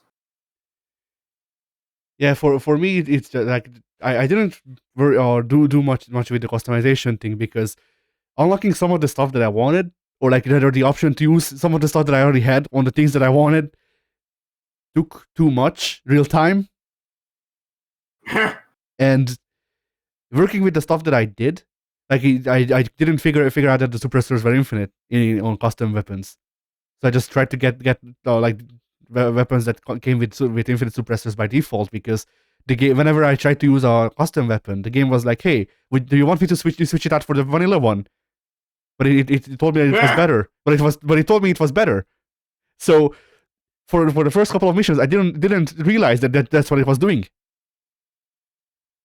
And then after that, I just went, well, whatever, fuck it. I don't like literally the only difference between the custom weapons and the vanilla weapons with how I had them set up is the color was different. And I guess they had infinite suppressors, but I didn't know about it because the game didn't tell me. So so yeah. And then with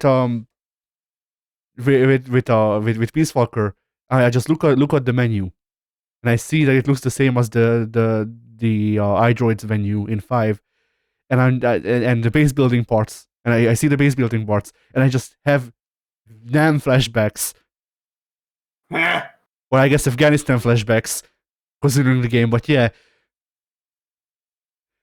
flash to be forwards. fair, Peace Walker, for one thing, does not require you to build the base up fully to access the ending missions. And also, Peace Walker, if memory serves, Mother Base just builds itself up quietly while you're doing other things, regardless of your input. You'll just go into a mission and Kaz will be like, "Hey, we got another cell of Mother Base." It's like, how and why? Doesn't matter. We built it up. How and why? Hamburgers. And then he leaves. You're goddamn right. I kind of wish Kaz wasn't dead before Metal Gear Solid 1. So he could like be in more games just to go hamburgers. Yeah. Well, the thing is also a big part of what makes Kaz fun is Robert Atkin Downs, or Robin Atkin Downs, I forget, as the voice actor. And Robin Atkin Downs wasn't really famous as a voice actor till like late 2000s, about whenever he played Medic in TF2 and Travis Touchdown in No More Heroes. I see, but yeah, like I wish, like, this is something that I told Pink earlier, but I wish Metal Gear Solid 5 had more of the humor of the earlier games, or at least, actually like having some of the humor be in like the story, not as like a big part, but like the shadow scene, like that was goofy, and I wanted more stuff like that out of 5, but 5 was just like taking. Five was taking its Saturday morning cartoon a bit too seriously. Yeah, Metal Gear Solid 5 in the main story, and the trouble is most of Kojima's humor is not as creative as the shadow wrestling scene, right? I'm a big fan of this one, and I know Mike thinks it's obnoxious. I'm a big fan of the endless ladder scene in Snake Eater, where the humor is just off the wall, but not like humor that doesn't interrupt the story, though. Yeah. Because how many times in Metal Gear are there stupid scenes that make no sense and interrupt the story, right? Well, it depends. Do you mean how many times are there stupid scenes that interrupt the story because they were trying to be serious, or how many times are there scenes that are meant to be stupid that interrupt the story? Honestly, I think either one. I mean, for the first one, Volgin, just his entire character. Fuck Volgin.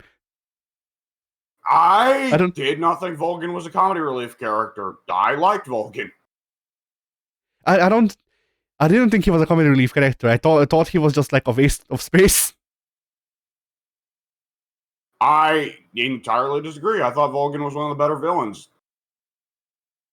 I don't know. To me, he just came off as like He was generic Russian man, but with lightning powers. Yeah. I think that was a big part of what made him work. Like, Metal Gear is full of grand conspiratorial weirdo villains. So Volgin being such a direct villain, a typical villain, and having so little knowledge really of the conspiracy at hand, I thought made him a very interestingly different problem in the grand scale of Metal Gear. Because most of the villains in Metal Gear are not such direct issues as that. And they usually aren't as simple as Volgin. I mean, look at fucking Liquid. Liquid's not that much of a physical threat. He's mostly just a shirtless dude. I mean, I don't know. Liquid was pretty fucking great. Conspiracy Snake. Liquid was pretty great in the second game. Like he whenever he showed up, I actually left. That, oh my god, yeah, the arm. That's through this arm. Revolver Assault was never the same. But yeah. Like, to me, Volgin was one of those things where, like, if he was more dialed back, then I would have been fine with him. But he was just, like, he was in this weird part of, like, he was too weird to be normal, but too normal to be weird. So he was just kind of there. And then nobody respected him. None of the cast. And then he came back in 5, and he was worse. He wasn't even a character in 5. I'm not sure what you're talking about. He was a force of nature. I don't know if I'd call him a force of nature. That's implying that he has, like, destructive power. And, like, I don't know. He has as much destructive power as a C4. Like, you know, he can level a house. He can level a building. But, like, I'm not particularly scared of him. And if I don't see him around, or I don't see people who have access to him, I'm not particularly scared of him happening. He's not like a hurricane. I'm going to step out for a little while here. All right. I'll be right back. Probably. Okay. There's apparently mass anarchy going on outside my room right now. Nice. Mass anarchy, as we all know, is cool, though. Yes.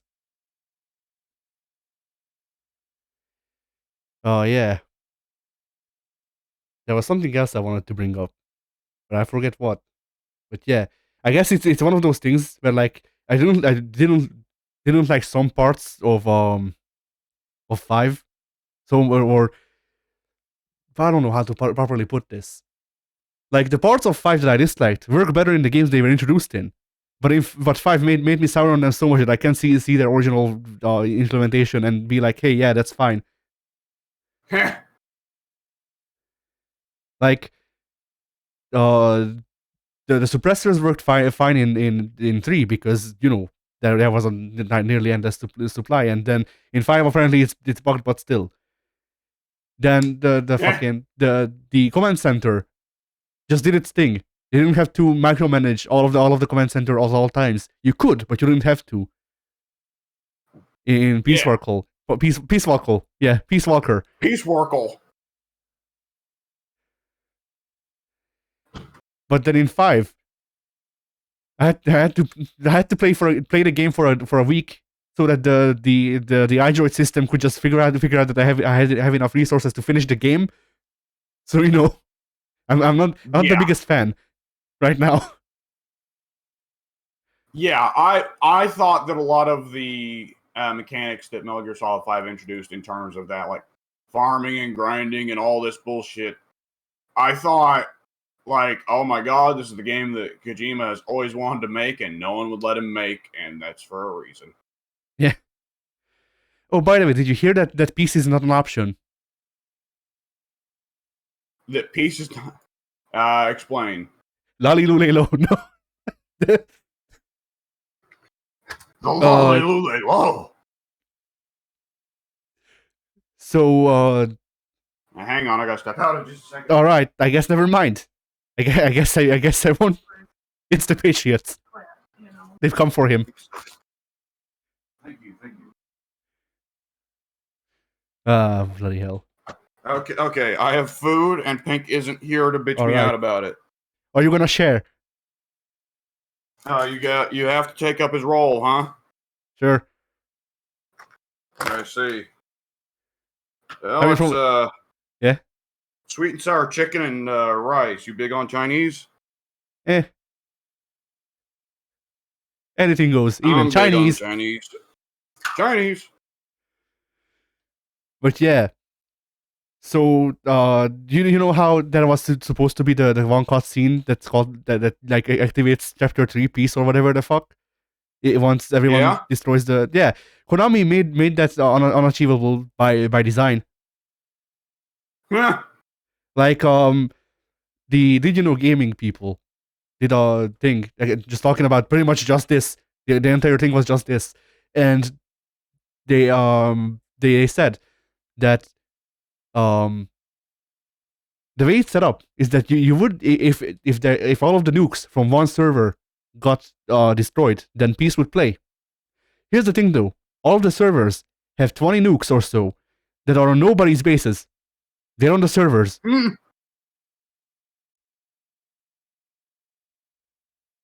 Well, let's be honest, they didn't have to dummy that out. That wasn't going to happen anyways. No, someone like did a big fucky wucky and just like fucking made a tool that made it so people would just go into their accounts and delete all of their nukes just to make it so peaks can happen on the PS3 servers, and then they got banned. Oh my god! Yeah, and they got banned, and that's how you know that they have 20 nukes on the servers. Like not only they got banned, and then Konami released a patch for the game, so that peace is now literally not an option. Like it wasn't before, but now it's even more so. Like they pretty much patched the fucking the cutscene out of the game. That is a weird choice. Has somebody hacked up the peace cutscene though, where you could see it? I think so. Yeah. Like I think the cutscene got leaked like 2 weeks after the game got released. So it wasn't like people didn't try to do this to see the cutscene for the first time. They did it so that it could just be like, hey, fucking peace has been achieved because they've been Konami has been teasing that they would do something with the game. They'd update it somehow if peace is achieved by people. And then they asked Kojima about all of this.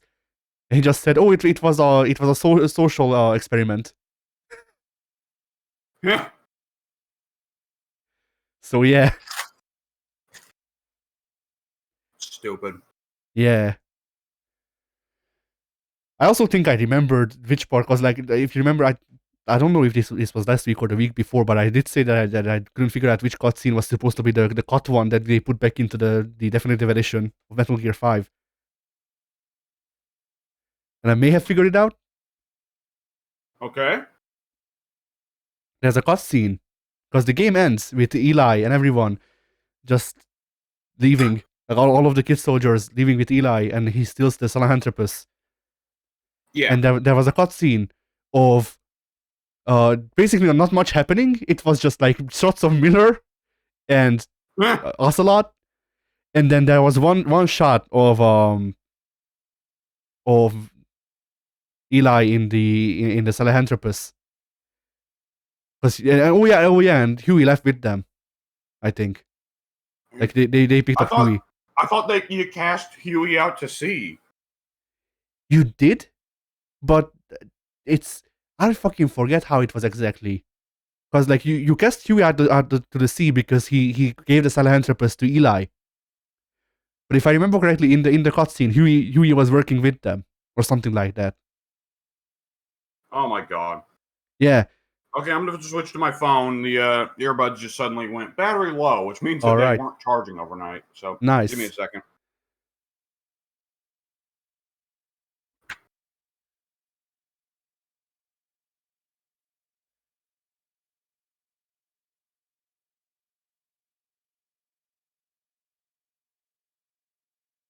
All right, Pink. It is I, Yes. the one and only. We're not finished with Metal Gear yet. WS just switching over to his phone because his earpods died. Oh no. Yeah. There we go. All right. Hey. Hey. So yeah, and I guess that was supposed to set stuff up for the third chapter of the game. I didn't see a lot of things happening in that. I don't know what people are seeing in that cutscene that I'm not. That's probably something, but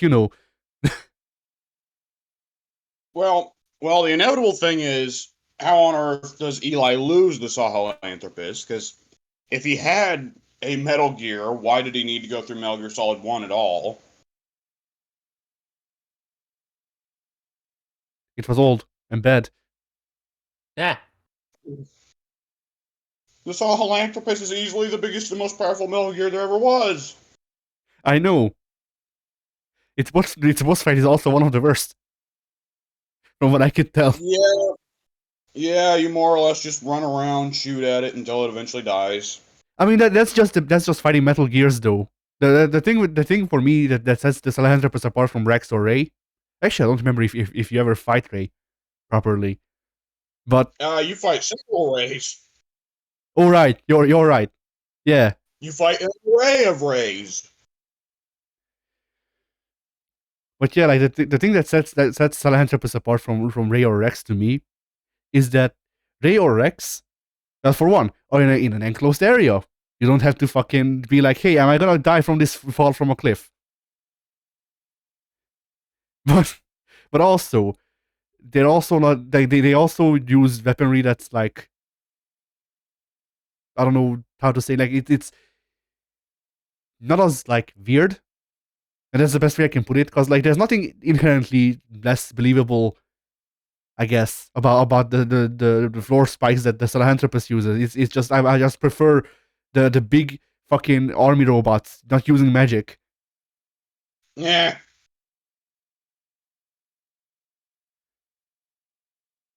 Well, if I know Kojima, it's probably not magic. He just saw a scene in Evangelion he really liked and imitated it. Maybe. But yeah. There was something I was going to bring up about the Metal Gears, but I don't remember, so whatever. Oh yeah. The wasn't the like tank just like pretty much a fucking Metal Gear? Like it's, or how should I put this? Because the entire the big, yeah, Shagohat or whatever. It the thing with that, and the thing I don't understand is the one of the big plus points is that Volgin refused the Metal Gear. I forget why, or maybe I want to call him Genin, but I don't think that was his name. Grenin, Gremlin, It's either Genin or Ganon. Gremlin. He may have presented Volgin with it, but like one of the big things that he brings up, the difference between the Shagohat and the Metal Gear, is that the Metal Gear is capable of walking on its feet, and then the Shagohat walks on its hands in the boss. Like, it's not the same. I know it's not the same, but it's close enough. The Shagohod goes on treads. The reason the Metal Gear got rejected is for all the real life reasons that we reject using mechs in warfare. Which is that, yes, we're too cool. No, there are some advantages potentially to having a machine on legs. The big trouble though is it's difficult to get a machine to walk on legs efficiently at all, and it's generally a lot easier to knock over. Yeah. And you remember Granin lists all those reasons and says, but they called me a madman. Look, it goes in mud. It has no problem with inclines. They called me a madman. And so on. Yeah. Which, to be fair, and we are somewhat operating on the logic of we want mechs to happen here. If there is any place where it'd be beneficial to have legs on a machine instead of treads, it'd probably be Russia. Because that place is muddy as shit. Mm-hmm. We've all played spin tires. Yeah. Yeah, we did. But yeah. So yeah, I'm going to Metal Gear. I'm enjoying the parts after the 2000s. I guess is a good way to put it. Um, it the rest aren't bad. I'm just biased. Like it's it's one of those things where like the small bits of story that were in Metal Gear 5 were somewhat well done in the sense that the characterizations for the characters was mostly fine. Venom Snake was not like it's complicated with Venom Snake because it felt like to me a lot of him being a war He's criminal. not a character. What? He's not a character. Yeah, and like it felt like a lot of him being a war criminal depends on how you play the game, and Yeah. so I played him as just like a guy. He did jobs. He fucked up a couple of times in choosing like people to pay him, but like he just pretty much just did the thing on army person would do, and then yeah, that's about it. Like the funny thing is that you know how I actually don't know if you would know this because I had to read up on it, but apparently the way the thing with the whatchamacallit, the horn, the debris that's in his head that looks like a horn. It's supposed to come out more the more war crimes you do. Huh? So for most of the game, for me, that thing didn't move. Oh wow, it grew quick for me. I was wondering about that. I was like, really? I figured they'd make it grow slower over the course of the game. Yeah, apparently I did a lot of big war crimes. Yeah, I guess so. Like for me, the only time that I saw the thing be big a big horn is there's a scene at the end where you have to kill your own people because they're infected with the parasites that attack people's vocal cords. Yeah. And in that scene, uh, there's a swooping shot where Snake you get to see how Snake sees himself among all of the blood and shit, and it just triggers the demon Snake look for him, which you get for doing all of the war crimes. Yeah. But like aside from that, that thing did not move. It was in the same position at the start of the game and at the end. Hmm. See, I played like an asshole because I figured Big Boss should be an asshole at that point in time. He's almost a supervillain.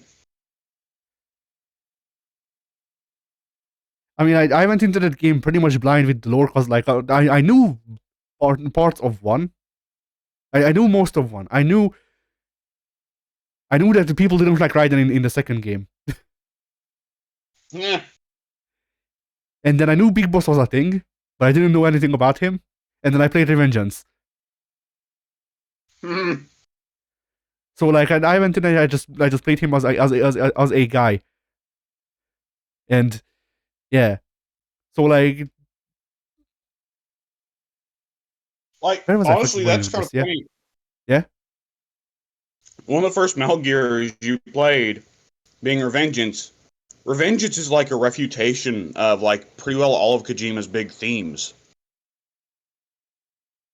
Like a big part of Revengeance is you can be a violent, sadistic person who loves violence, but as long as you direct the violence towards people who deserve it, you can still be a good person, which goes against a lot of Kojima's themes. And it is the entire phrase "one sword keeps another in the sheath" goes against Kojima's entire mentality on nuclear armament and disarmament. Yeah. And that's like the core phrase of Revengeance is "one sword keeps another in the sheath."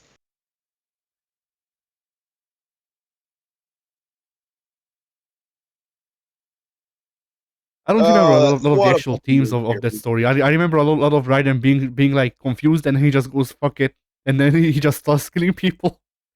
Like he wasn't before, but you know. He starts killing people more. Yeah. What the fuck happened to Rosemary? Now that I think about it. She's sitting at home with their kid. Oh yeah. After the whole thing's right done, Raiden just goes back to his kid. Hey, honey, I'm home. I'm here with my robot dick.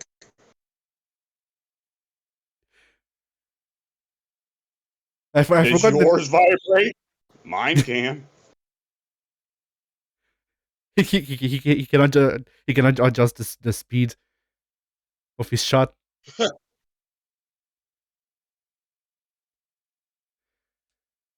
But yeah, he uh, he goes home, and I don't remember if Blade Wolf is still alive by that point or if he dies. I don't think I genuinely don't remember a lot of Revenge's plot.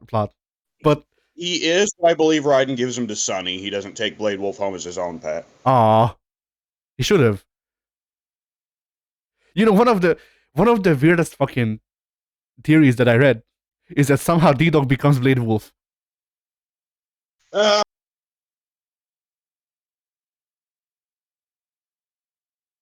And I don't know how you'd make sense of that because D-Dog was D-Dog became an adult wolf in like 3 days in my game. But even assuming that that was a couple of weeks, like even assuming also, that was during the 80s and this is 2016, so also, you chop Blade Wolf up into tiny little pieces and put him back together, and at no point is there any biological dog pieces in there. He is yeah. 100% robot. So yeah, that was a weird theory. That I don't know how that would make sense. Honestly, Blade Wolf doesn't even act like a dog. He acts more like a cat.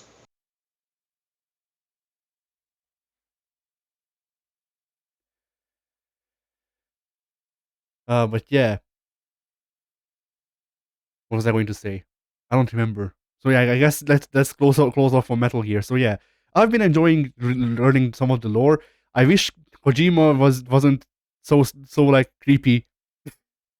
I wish there was less penning of women's bodies or like people's bodies in general. Really, Ava is the best sexualized character in Metal Gear because she's the one character in Metal Gear who is very clearly proudly sexualizing herself. although there are some weird moments with that too. Like if I remember correctly, there's a scene at the end where you're on the motorcycle, and she has her suit zipped up, and then you crash, both of you crash, and then she has her thing zipped down, which like Well, she yeah. excuse me. A big part of that section of the game is that the medicine menu, which has been there for the whole game for just Snake, is now also there for Eva. So you need to then care for both of them. And But yeah, I mean, yeah. while there's perverted parts to it, it does make sense that it's easier to operate on someone who's not wearing a fully zipped up jumpsuit. But the part where she's hit is through the jumpsuit. Like it doesn't get revealed, even when she zips it down. She zips it down. Like you still put the disinfectant on the jumpsuit. She just has her tits out. So yeah, Eva doesn't understand how medicine works, but then neither does Snake. yeah. I love that you can use all the medical steps in the wrong order and it'll work anyways. Why not? Seems natural to me. Yeah. All right. First, bandage the wound, then apply disinfectant on top of the bandage, then dig into the bandage with your knife to pull out the bullet. It'll work. Trust me, I'm a doctor. Says paramedic. Anyways, let's talk about Godzilla. Yeah. What did Godzilla do this week? Metal Gear. Oh. Oh boy. And that's how Robo Godzilla was born. Yeah. Yeah.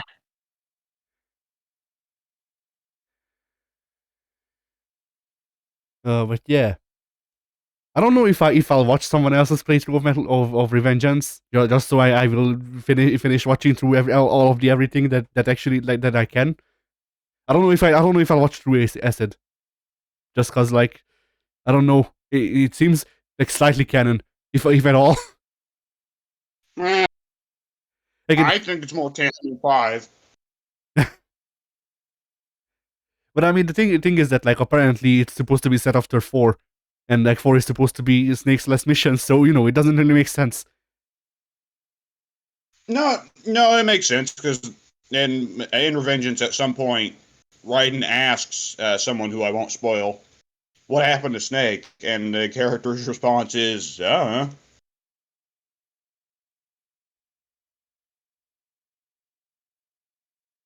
But yeah, I need to don't. step Yeah. out for a little bit. I need to step out for a little bit to get this food out of here. All right. All right. So yeah, I don't know if I watched someone else's playthrough of Revengeance because I could, but I also own the game and I like the game, so I might as well play it. Yeah. The only problem with that is that I own it on the Xbox, and as you know, my Xbox doesn't work. Oh yeah. Yeah, that complicates things. But yeah, Metal Gear. So Pink, do you ever just like see a meme, which as we know is the Yes, DNA I of the do. soul? But do you ever just see a meme and then it describes you down to a T, even if it's like something negative, it just describes something about you very well. Don't know. Possibly. I'm going to say yes. There's probably been at least one out there in the world. I am here. All right. So yeah.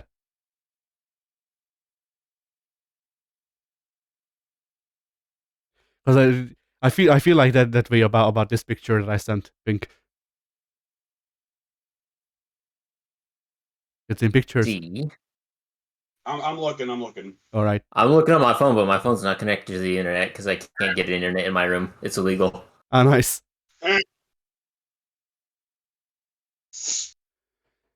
So yeah, W. Let's see. Yeah. Oh, he's dying. It hasn't loaded on my end yet. Oh wait, there it is.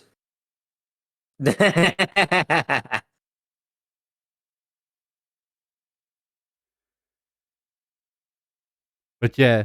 Yeah. I feel that way about some of my bad habits, pretty much. Sometimes things can be that way. But yeah, should I remove that or should I leave it up? I think it's funny. Leave All it right. up. All right. Should I leave the guy with the dog costume that spent $15,000 up, or should I delete it? Leave that up. It's important information. All right, I am definitely leaving up the Nonary Games summary. That you should also read that, or at least give it a glance. Because Pink's already said that he's down with trying out the Nonary Games eventually once we get around to it. Off of that. Huh.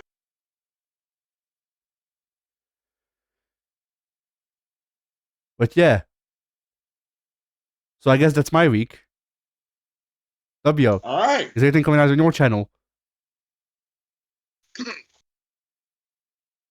Well, actually, let me move back to the computer All right. because my earbuds are probably charged, and I will talk about that in. All right. So Pink, did you know that I could put stickers on Discord now because they made free sticker slots? I had no idea. Hello. Hello. Hello. Yes.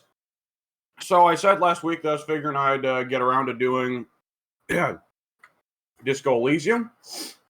Right. I got around to trying it, and I'll talk more about that later.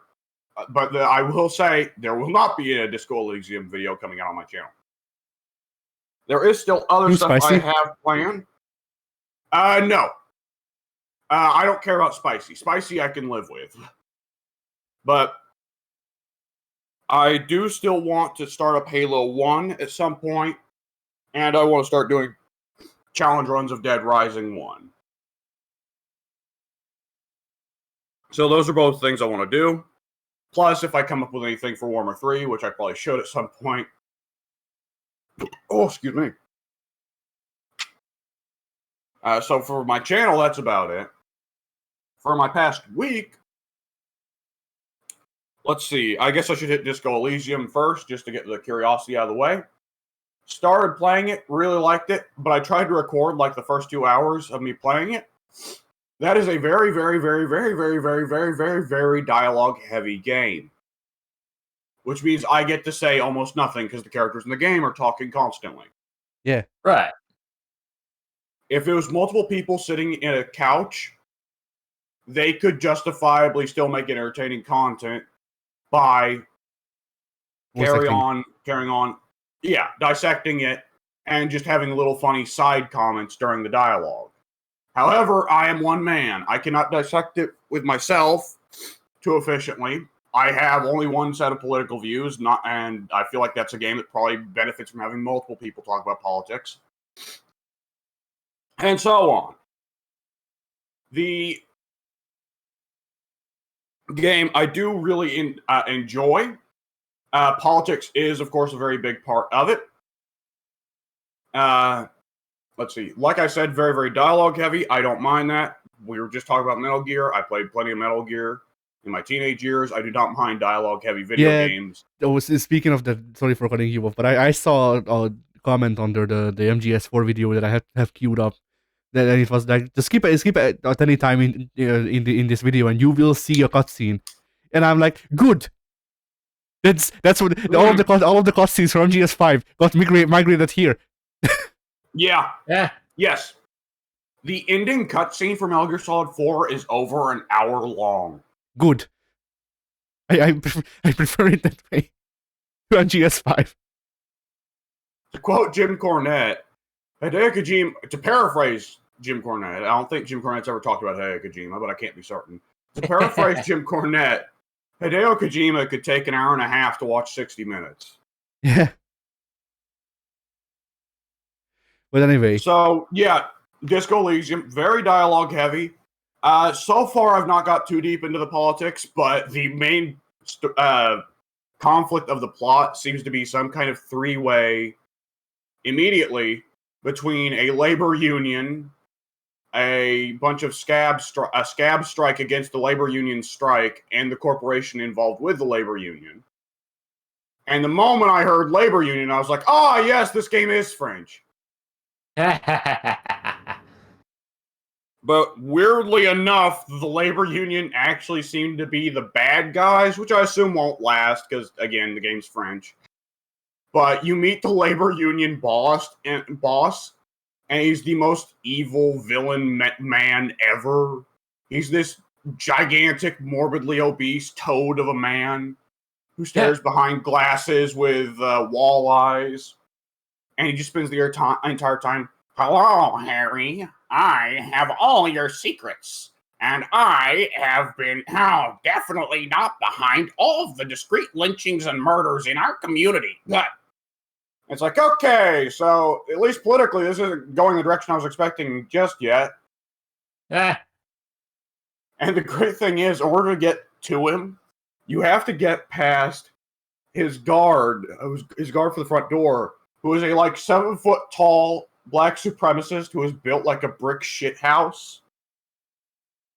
And there are several choices of how you can handle him, getting around him, trying to beat him up, even though he's obviously twice your size, or hearing him out and trying to get his approval. And at first I was like, well, maybe I can sweet talk this guy somehow. So you walked up to him and told him, you're black. Yeah. He would probably approve of that, actually. You go up to him and you just say the most innocent. You go up to him and the very first thing he says is, he speaks in his own, lexicon of vocabulary, your voice reeks of the Al Ghul, the typical weakness of the arm sandwich race. It is a pity how the arm sandwich race has fallen. And you're immediately left the fuck did you just say? And the more you get to explain, he at least, you can pick up Al Ghul means in his lexicon alcohol, because your character's an obvious alcoholic. But why are white people ham sandwiches? Because they're crazy. I don't even know. And you can keep pressing the button to have him go deeper and deeper into his philosophy. And it's like, it is a pity the downfall of the ham sandwich race to the Al Ghul. You gave us great things like eugenics, phrenology, and nationalism. And I kid you not, he goes on for paragraph after paragraph of this thickly, like, Franco-African accented, monotone, loud shouting at you about the, like, race theory. I see. And your character can eventually... What I love is, so there's a system in the game where your character gets exposed to thoughts through dialogue. Sometimes he exposes himself, sometimes others expose him. And there's an RPG skill menu where you can choose to internalize thoughts as part of your character's political ideas. And what I remember the very first one I got, there's an exchange with the concierge at the hostel you're staying at. And the first thing is that he's going to boot you out because you are, dirt poor and you fucked up your room and you've drunk up like $130 on your tab and so on and so forth. So your character's like, oh no, what am I going to do? Wait, what if I just lived on the streets? I don't have to sleep in a bed. I could be a hobo and a cop. Hobo cop. And then you just get a little pop. Thought gained. Hobo cop. And then as you walk through the streets, your character is just thinking, he's a hobo, he is a cop, he's a hobo cop. Yeah. So, of course, I was like immediately internalizing that thought. Another one you can get with the hostel manager talking is you want to investigate that there was a lynching behind the hostel, and he wasn't there for it, but he says, oh, well, the lady who used to be running the front desk here, she might have known something about it, but, well, she quit, and I think she quit because I asked her out. And one of the first options you can ask is you can start getting really hostile towards him, like, oh, you chauvinist pig. And your character, keep in mind, is a 40-year-old white man with a fucking Lemmy stash who's alcoholic. So the idea of your character out of nowhere having this inexplicable feminist burst is deeply amusing. So, of course, I clicked on it. And then I get another pop-up. New thought gained. Inexplicable feminist agenda. I love inexplicable. That's the best part. Like, literally, no one can figure out why your character is this way. He just is. Just sort of happened. And once you talk to the huge black racist dude, by the way, his name is Measurehead, because he has a bunch of phrenology stats tattooed on the outside of his head about how great his skull shape is. So he's called Measurehead. Yeah. And the more you talk to him, and he goes, I'm sandwich race. You see, the Russians, they are a contemptible race because of their obsession with the potato. Consumption of the potato breeds weakness and has been the downfall of an already contemptible race. And he just goes on for nearly every ethnicity. And eventually, I shut him up before it got that far, but eventually, like, the thought will appear. New thought appeared. Race theory? And I was like, oh boy, I don't want to see what happens if I internalize that one.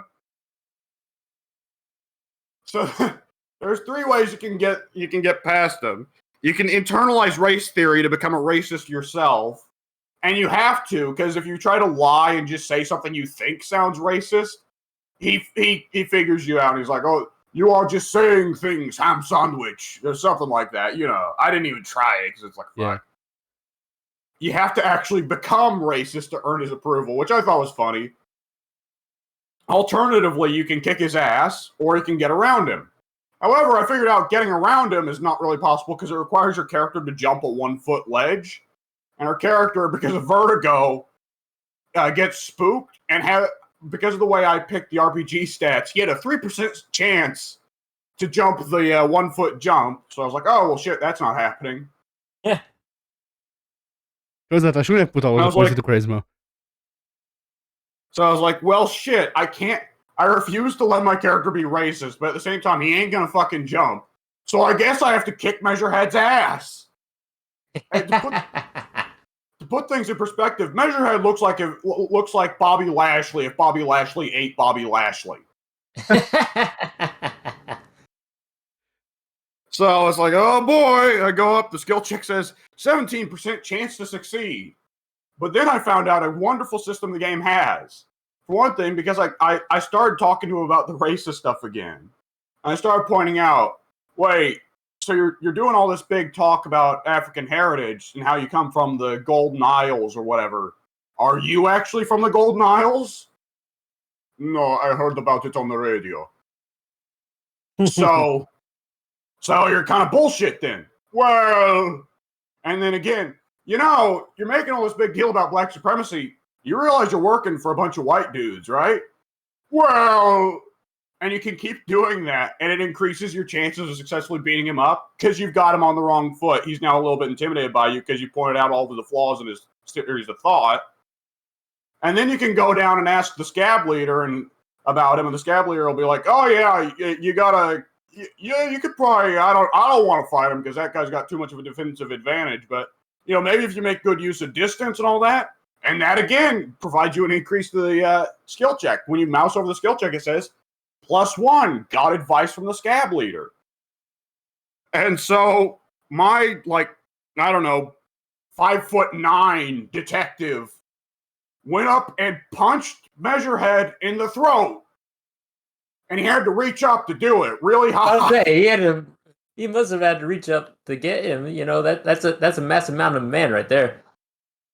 And the game, pretty well every NPC in the area, including Measurehead, goes, "Holy shit, you actually just punched Measurehead in the throat. Holy shit, he's actually spitting up blood. You may have seriously hurt him." Then one of your character's internal neuroses says, "Go for it, finish him off." And three dialogue options appear. The first one is, "Let him be. You've hurt him bad enough." The second one is, "Hook him in the jaw." The third one is, "Back up and do a 360 spin kick." So you need the third one. I picked the third one. And I was like, okay, my character's definitely going to fall on his ass. He's alcoholic and he's in his 40s. This is not going to work. He did nope. Tatsumaki. Fuck it. Yes, exactly. He did a Tatsumaki to the Measurehead's face and just knocked him entirely flat. And the great thing is, Measurehead is surrounded by a bunch of chicks who are like, "Oh yeah, Measurehead, you're awesome."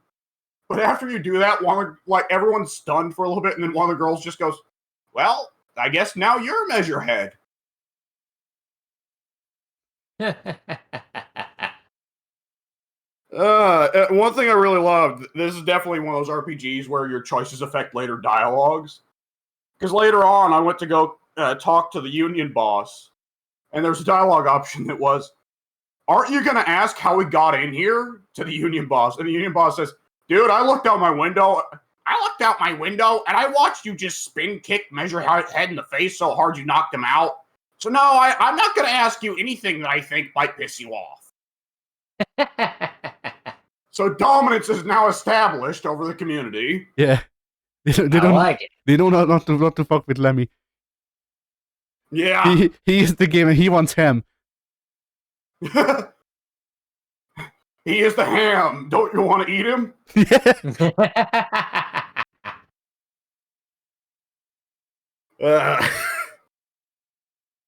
And of course, there's another thing. Your character got so knockout drunk the day before you start playing that he doesn't remember his name. And when you first meet your partner, Kim Kitsuragi, one of the first dialogue options is, "You don't know your name. Quick, make one up." And I somehow failed the skill check to make up a new name for myself, which led to my character going, "I am Detective Raphael Ambrosius Cousteau." I like it. And because I did that, I now have a dialogue option to nearly every character to introduce myself as Raphael Ambrosius Cousteau. And several of the characters know your character's real name because they met him before he got knockout drunk. And they just go, "Huh? All right."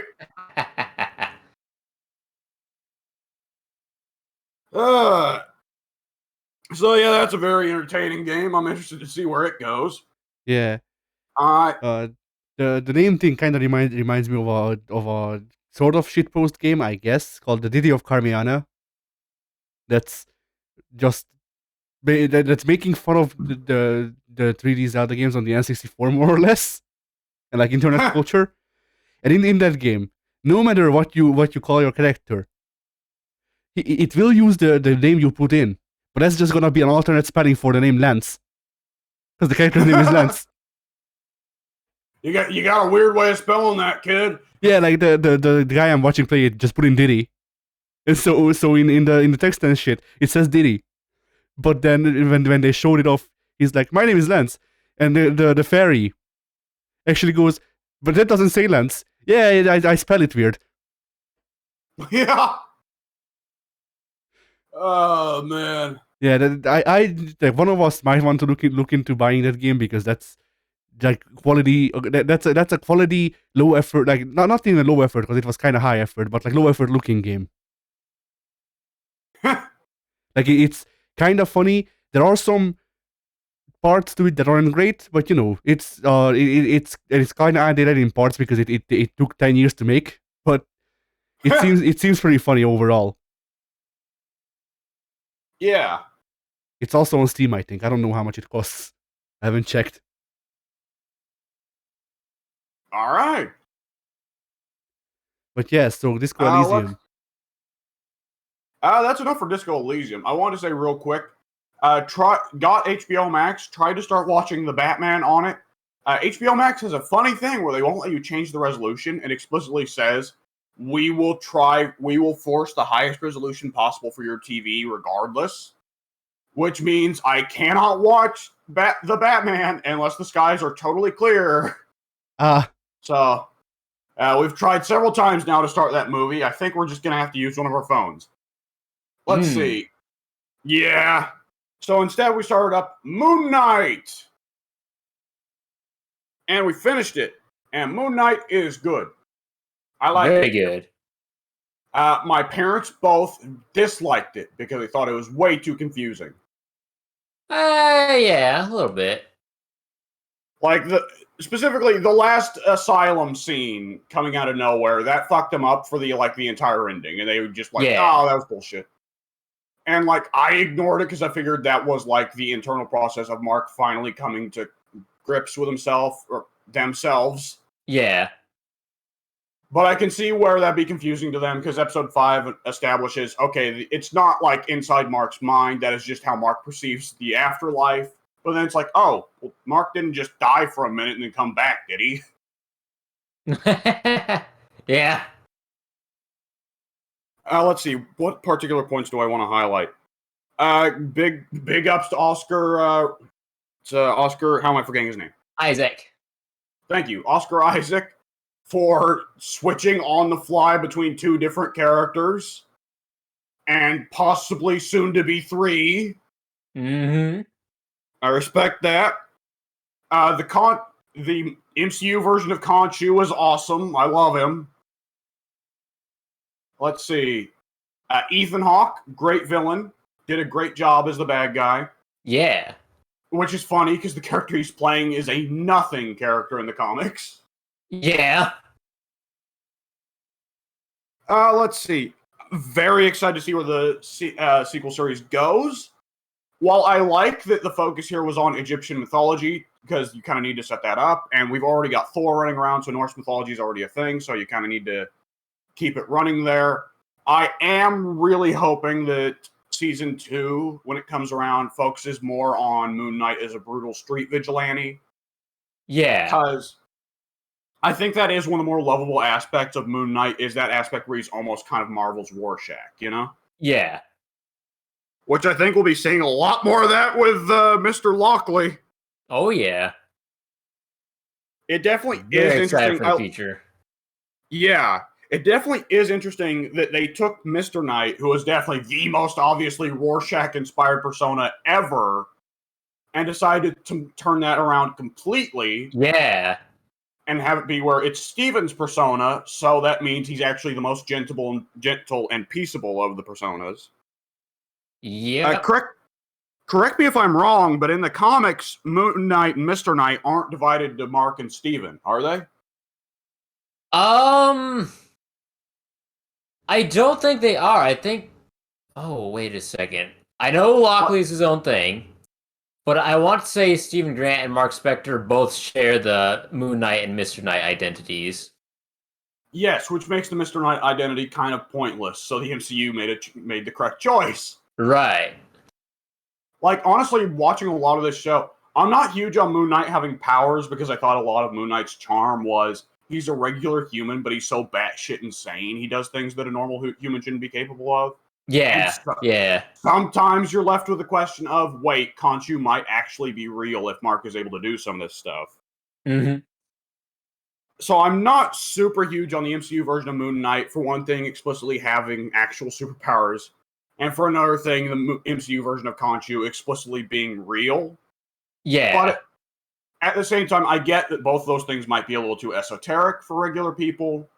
And I get that the fact that Thor is so explicitly real and present in the front in the MCU movies means that Khonshu being real, it'd be weirder if Khonshu was fake than if he was real, right? Yeah, yeah. But yeah, I am very definitely excited for season 2. I thought, boy, between Moon Knight and No Way Home and WandaVision and fucking what I hear about Multiverse of Madness, Marvel has gotten very serious lately. A lot of heavy hitters out there at the moment. Yeah. I mean, like, I don't think there's ever been one that's just as personally heavy as Moon Knight near the end. Mm-hmm. Like, some of them have implied, oh yeah, this guy might have had a bad childhood. No, Moon Knight shows you aggressively, yeah, Mark had a bad fucking childhood. Oh, yeah.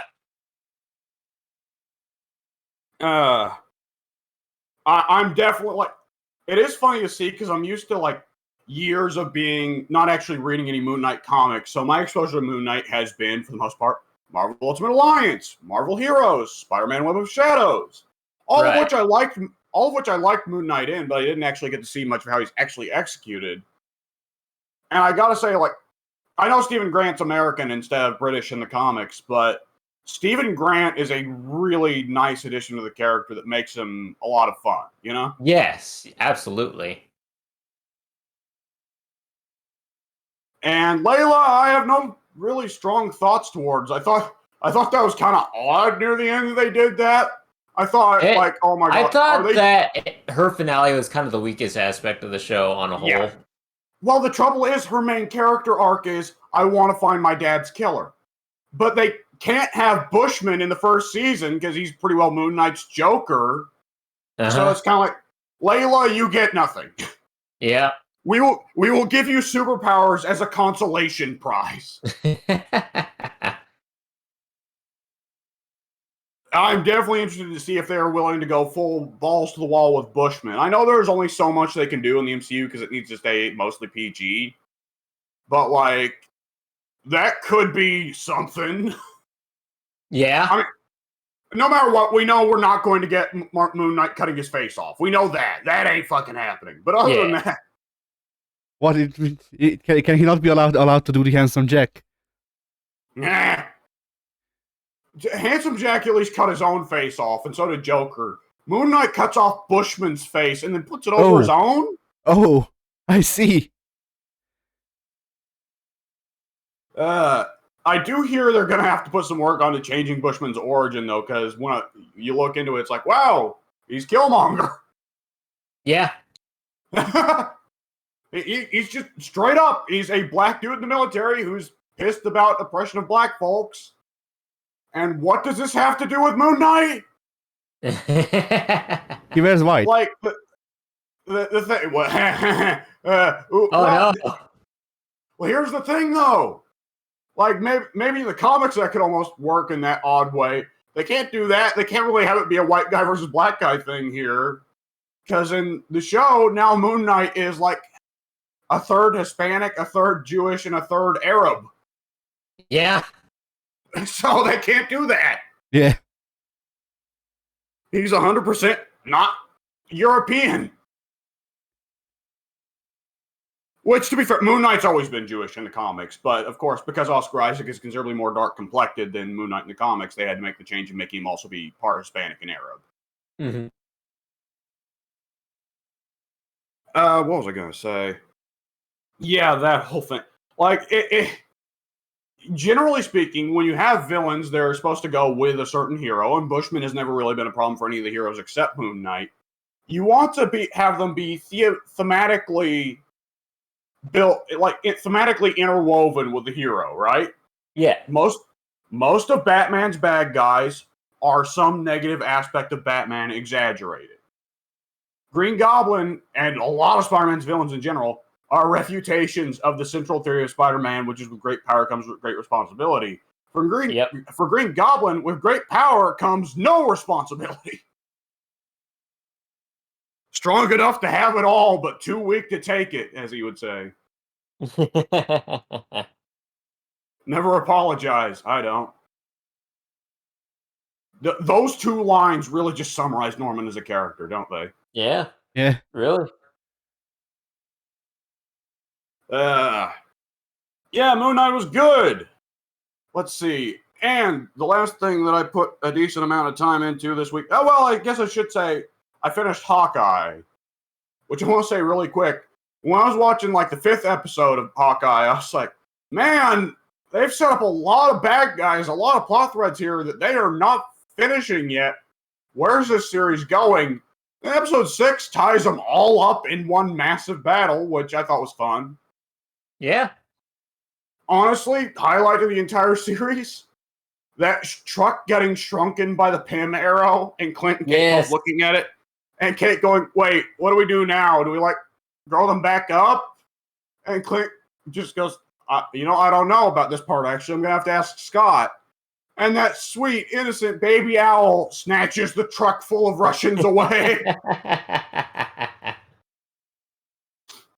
Oh, that was so good. They've made Kate Bishop a very fun character. Yelena Belova is fucking awesome as always. Mm-hmm. I am really hoping they keep the Kate Yelena connection going, because those two actresses have some seriously strong chemistry. That honestly, like that whole dinner scene between the two of them might be the strongest scene in the whole series. Yeah, I loved it. And that's saying something, because Vincent D'Onofrio is also there. Very true. And Vincent D'Onofrio is still fucking awesome as Kingpin. Mm-hmm. Like, it feels like... So, part of the weird thing about D'Onofrio's Kingpin is, like, he's not really the comic book version of Fisk, but you love him anyways. But it feels like It feels like we are slowly watching him turn into the comic book version of Fisk, though with the early versions of D'Onofrio's Fisk still there. Yeah. Like, you can still hear in his voice how he's still clearly socially awkward, right? Yeah. And comic book Kingpin was never socially awkward. Right. I do find it hilarious that they are now going full bore into the Kingpin is apparently got superpowers from being not fat. Like, he hit him with the truck. Yeah. Well, after he rips the door off the limousine, like, both my parents went, "What?" And I just had to explain. Yeah, it's a very common theory that Fisk may be an undiagnosed mutant. Like, that's honestly the only explanation for a lot of shit. He face tanks an explosion. Uh-huh. Nanomachines, son. Yeah, more or less. That pretty well is Fisk in a lot of fight scenes. Like, just like Senator Armstrong, he is not at all a physically imposing dude when you look at him.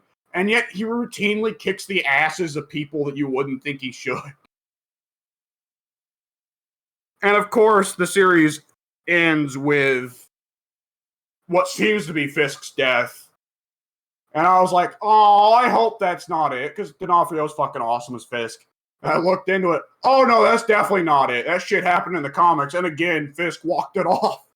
Uh-huh. Fisk is fucking invulnerable. I'm honestly wondering if Fisk is like Fisk must have the same powers as the Blob from the X-Men. He's just got a healthier diet. Yeah.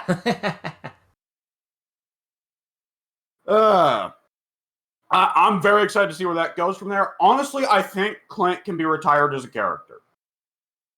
Yeah. There's no real strong reason to keep him around at all. He can make the West Coast Avengers. That'd be cool, but we're already probably going to get 2 or 3 more Avengers teams in the next few years anyways. He can be in all of them. And we're going to be getting Fantastic Four and X-Men on top of that. We don't want to have too many super teams here. And apparently the Defenders are back in canon, though it was the shits. Yeah, I was so confused trying to figure out what the Defenders were because I was like, Strange hasn't made any teams yet. What are you talking about? Is the Defenders I forgot about the Netflix Defenders. Oh, is the Defenders not the rip-off Avengers that came from another universe? That's Squadron Supreme. Ah, right. Squadron Supreme's the rip-off Justice League. Close enough. Yeah, the Defenders in the comics is the team-up of Doctor Strange, Hulk, Silver Surfer, and Namor, which is deliberately the team-up of the 4 least team-workable guys in the Marvel Comics universe. I mean, Namor's whole gimmick, at least when I saw him in the comics, Namor's whole gimmick is just going, I am Namor, and then leaving. So, yeah, more or less. The 3 biggest dicks in the Marvel Universe, plus the most antisocial guy in the Marvel Universe. It's a team. In the MCU, though, for whatever reason, the Defenders are the team-up of Daredevil, Jessica Jones, Luke Cage, and Iron Fist. That's just Team New York. Yeah, pretty well. That's just Team Street Hero minus Spider-Man. Yeah, that's just Team Spider-Man is busy right now. Yeah. That's Team Spider-Man is 15 right now. Yeah. You know, I want good things for all those characters. Well, I want Iron Fist to get recasted, but other than that, I want good. You know what? Even then, I don't particularly like Finn Jones. But that last scene he got in Luke Cage Season 2 of him and Luke Cage finally getting to be the Heroes for Hire, though only for 1 episode, was fucking awesome, and I would like to see that happen again. What if that's the plot of the Deadpool 3? Like, unless they are willing to recast Finn Jones away from the character and do the crazy, like, immortal Iron Fist type stuff, I do think that Danny is... unless they are willing to go hardcore into him, I think Danny is better off as a sidekick to Luke. Yeah. Especially with that actor not being able to carry things by himself, you know? Absolutely. Yeah, I didn't see it. I brought Deadpool up because I know that I don't think it was concurrently as Iron Fist and Luke Cage doing the Heroes for Hire, but I think he also did that gimmick for a bit, but with his like clones or whatever, his fans. So like if they're not gonna do it, if they're not gonna do anything with Iron Fist and Luke Cage, they could mash the 2 together and just have it be like Deadpool fucks shit up for them.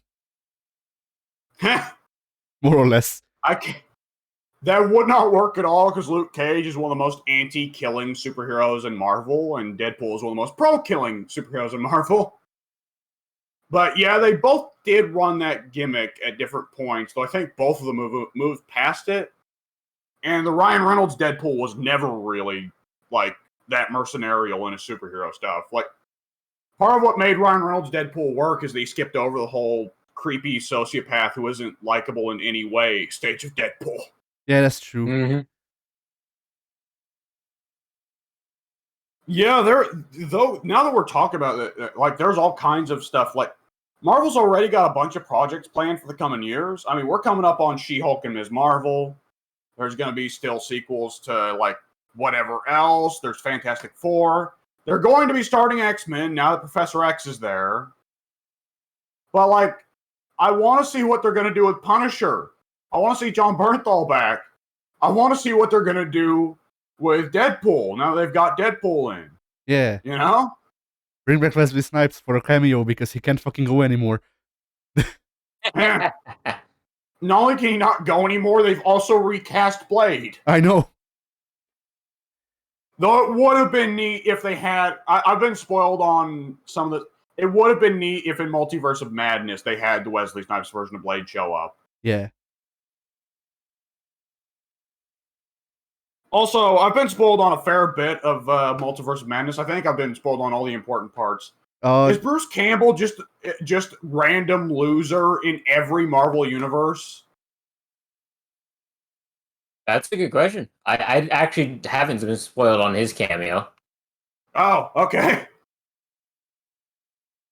I'll be honest, this wouldn't happen, and this would just be purely fan service for me. And, well, there's lots of Bruce Campbell fans out there, but could you imagine if when Stan Lee passed away, they said, well, we still need someone to cameo in every movie. What if we got Bruce Campbell to start cameoing in every movie again? I'd take it. I'd take it. All right. So there's Hawkeye was fun. Let's see. And the last thing I really did this week, more Fire Pro. So during last week's podcast, I had found the ultimate stash of creator wrestlers on the Steam Workshop that the modder had put a ton of work into making loads of custom textures for and everything. And I was spending pretty well the entire process of like last week's podcast and a couple other things downloading all of those because it's a very extenuous process on the workshop for Fire Pro. Because the way the Fire Pro devs did it, you have to download each individual texture independently. Oh. Oof. So I've went through and did that. Got a big collection of them. Like I got pretty well the entire AEW roster he did. And I went start up the game, start up character select, and my computer had a fucking hernia trying to load all that shit up. Understandable. And I went, clearly I can't work with this. And it was late at night last night, like 3 a.m. And so I was panicking and I was low on sleep, so I wasn't thinking that logically. So I went, fuck it, I'll just start all over again. So I went, told Steam, get rid of all mods. It did that, and I was like, wait, shit, I probably shouldn't have done that. And I load up the game, and I see, okay, the custom wrestlers are still in. All the custom moves I download are still in. All the custom movesets I set up are still in. Oh, thank God. And then I went to the custom textured wrestlers. And I saw Sting with no head wearing a plain singlet. Is the man called Steve? It's the man called the Headless Horseman. Oh my God. Oh, Jesus Christ. the headless NWO member. Yeah.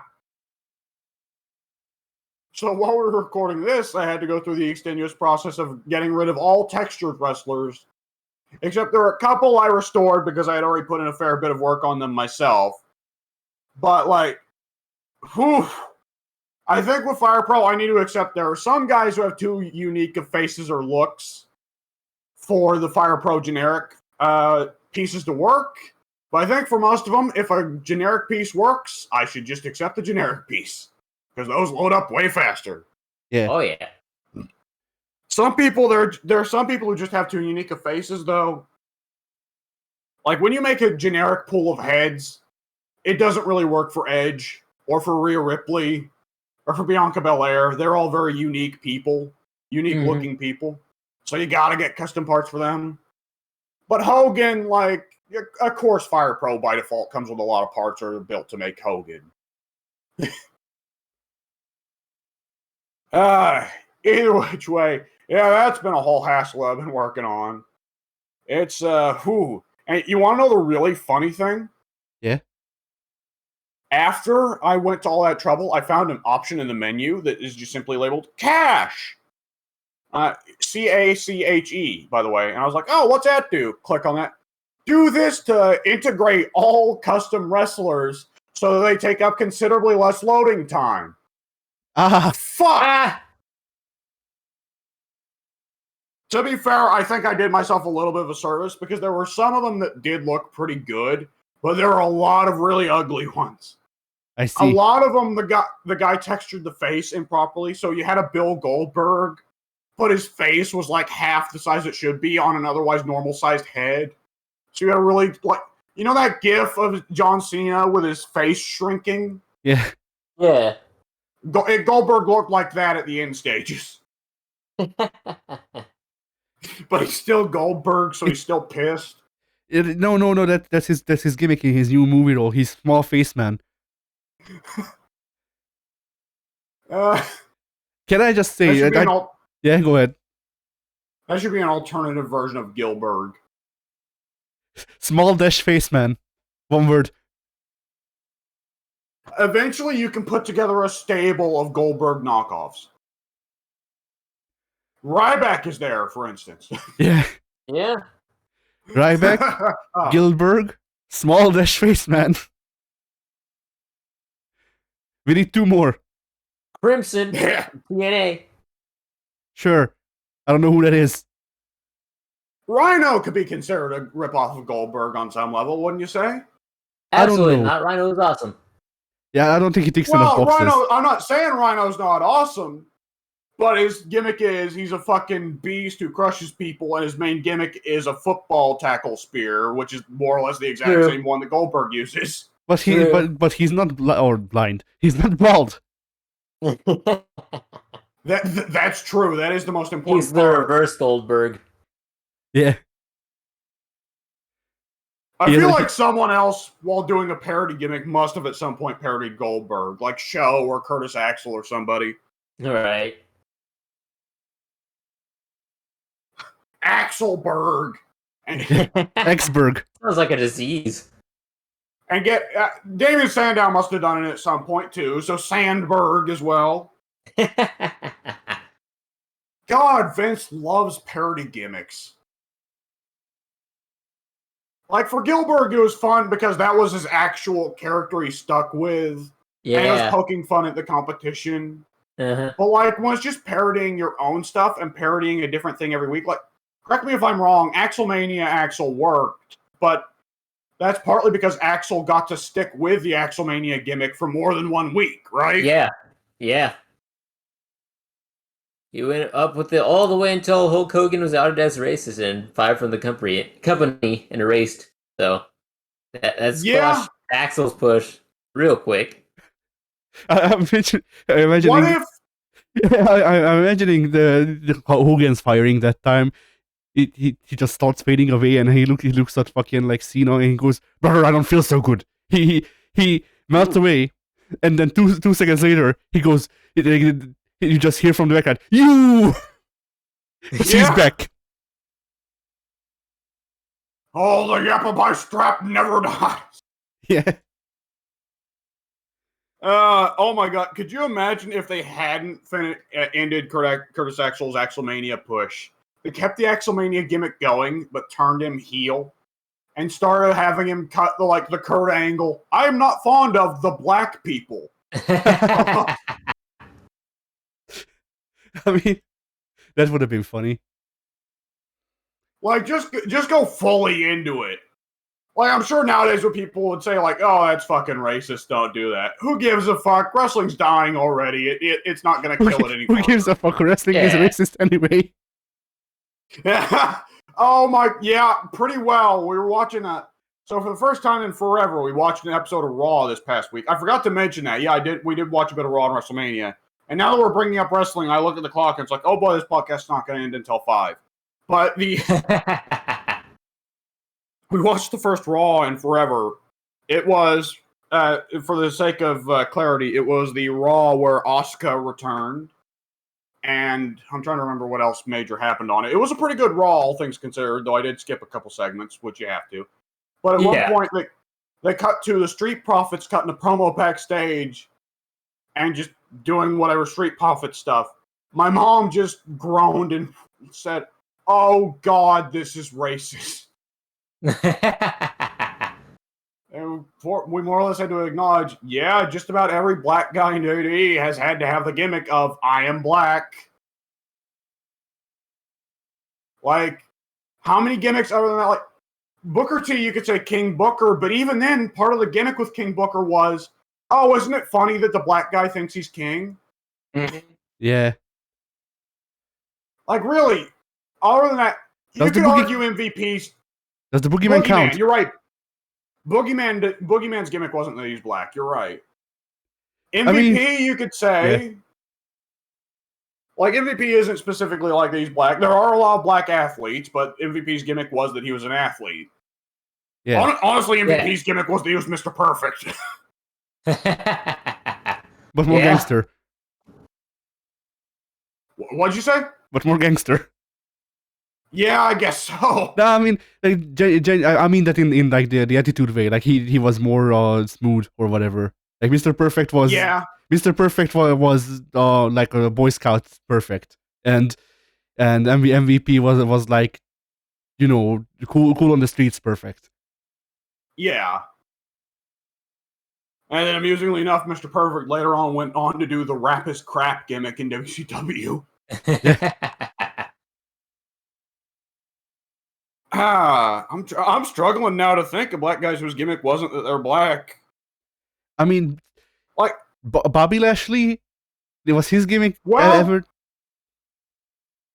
No, you're right. Bobby Lashley's gimmick was that he was Goldberg. Yeah, and probably same with Zeke. Zeke, I think, was hinging a lot on being big, powerful black man in the same way that, like, Ahmed Johnson was, right? Yeah. I don't remember Zeke, so I'll trust you. Like, yeah, I'm trying to think, like, black guys who got gimmicks that weren't hinging on that, like. I mean, could be there. Would he count? I think Coco didn't get a black guy exclusive gimmick. I think that a big part of it was definitely hinging on, hey, aren't black people cool? But it wasn't necessarily like, I don't think anybody thinks of black dudes as having parrots. Not inherently cool. No. Like,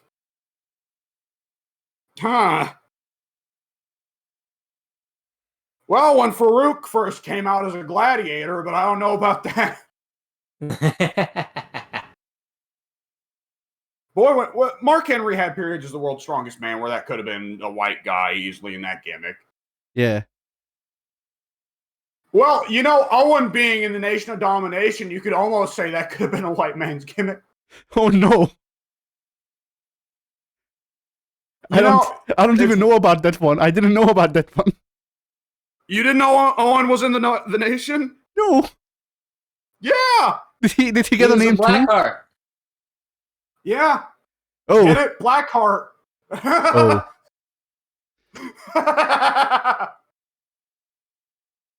See, I actually kind of like that one because it just amuses me that it's Owen of all. Because you know Owen could make that funny. Yeah.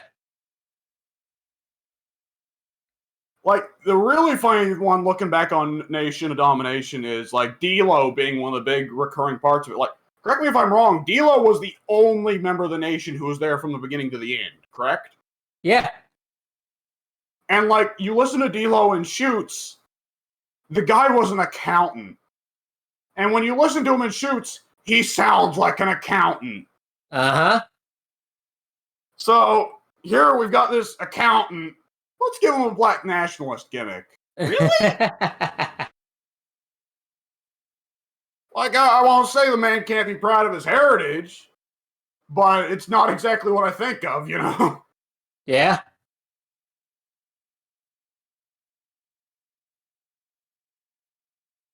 Oh, and Godfather, of course. Now, that's very definitely a black dude gimmick. Everybody loves Godfather. Everybody does love Godfather. To be honest, you could probably give Godfather to a white dude. Yeah. Yeah. You could give it. Like, the thing is, Godfather can't be an American. Godfather needs to be either colored or European. Like, he needs to be either Russian or an ethnicity that's not white. Yeah. Godfather could be a white dude. I mean, yes, like, but like, what I guess would be like, could the gimmick be given to a white dude and it not look strange for a lot of these gimmicks? You know? Yeah. Yeah. But I don't know. Like Prime time, I'm prime not. time definitely would have been less awkward if it was two white dudes, honestly. Yeah. Like my thing with the Godfather thing is that just like I'm also taking into account that like it was the 90s, and so they wouldn't have given it to someone who's not who couldn't be stereotyped like that. Well, there have been a lot of white pimps in film, though. Like when I think of that, like goofy fedora wearing colorful pimp type character, I think a Taxi Driver, and in Taxi Driver, the pimp is played by Harvey Keitel, who is Jewish and very, very white. I mean, when I think of those types of characters, I think of Eastern Europeans because that's a stereotype on the internet. Well, Russians are thought of as human traffickers, but not necessarily pimps. You feel me? Yeah. Yeah. It's less colorful outfits and exaggerated eccentric behavior, and more stuffing women into cargo containers on ships and being armed with AK-47s and knives, and having committed numerous war crimes in Serbia and Moldova. And Croatia. Matter of fact, everything in the Balkans that's like south of Romania and north of Hungary, just say all of that. Or north of Greece, excuse me, north of Greece. South of Romania and north of Hungary. Yeah, that makes sense. So nowhere. Fucking nowhere. Yeah. There we go. Okay, whatever. Yeah, I don't remember having anything else to say about Raw. But WrestleMania, we watched WrestleMania Night 1 just because, hey, what the hell, why not? And skipped over a couple matches. I don't need to see Drew McIntyre versus Corbin. I like Drew well enough. Can't stand Corbin. Fuck him. Skipped over Shinsuke and Boogs versus the Usos, because what the fuck do I need to see that match of I don't think I need to explain why I skipped that one. Yeah, absolutely not. Yeah, you're too afraid that Shinsuke will come out of the TV and knee you. Yeah, that's right.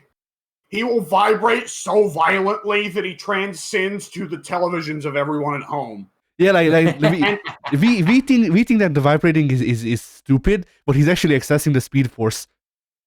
Yeah, there we go. I think that more or less was not the Speed Force part, but in New Japan, I think that was more or less the explanation, that it gave him strength. Yeah. I'd say, it's actually kind of weird Shinsuke more or less got to keep the same gimmick and same name coming into WWE, because modern Vince 5 years later would not have let that shit happen. Mm-hmm. Oh, you just wait. You just wait. He'll become like Kenny Wasabi. Yeah, I was about to say, like, if Shinsuke came in now, he would have either been called Jimmy Wang Yang or Tojo Yamamoto. And he would have came in with a rice farmer hat. Yeah.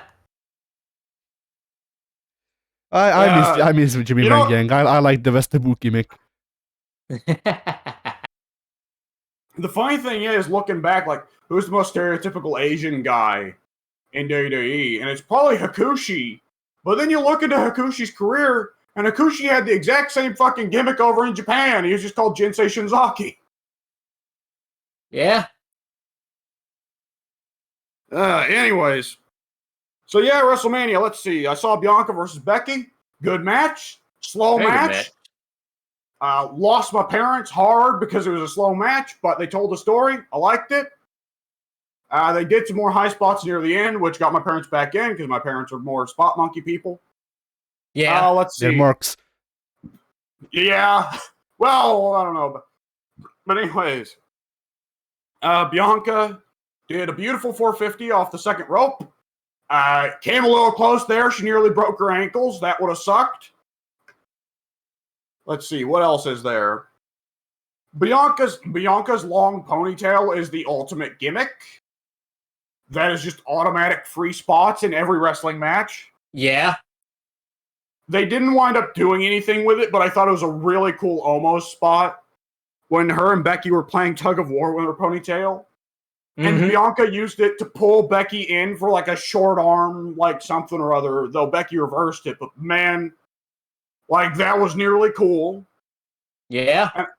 And of course, everyone remembers her whipping the shit out of Sasha last year with her hair, and Sasha getting all kinds of rope burn from it. Uh-huh. which of course looked great for the cameras. But yeah, good match. Becky does well at playing the pathetic, neurotic heel. Becky, regardless of what you think of her, I have noticed that all 4 of the 4 horsewomen have something in common, which is that they all love the little touches of character building and story building in matches. And it still amazes me that at no point did they ever actually, and now it's down the toilet now that Sasha's gone. It still amazes me that at no point did they ever try to put them into an actual 4 horsewomen gimmick, right? Mm-hmm. Because the inevitable thing is like, well, they're more interesting fighting each other because they're honestly the top 4 women of the division other than Bianca and Alexa and Ronda, I guess. But fuck Ronda, she's barely there anyways. But, like, the thing is, the 4 horsemen as a gimmick were used sometimes to build up feuds between the members. Barry Windham was only a horseman so that he'd get into a fight with the other horsemen. Yeah. They did the same thing with Ole Anderson, too, even though Ole Anderson was fucking ancient and on the curb of retirement. Uh-huh. So, yeah, do the 4 horsewomen, but have it build up to Sasha or Becky rebelling against Charlotte, you know? Yep. Anyways, yeah, that was a good match. Charlotte versus Ronda, I thought was also a good match. It definitely came off very awkward because Ronda is clearly a bit out of shape.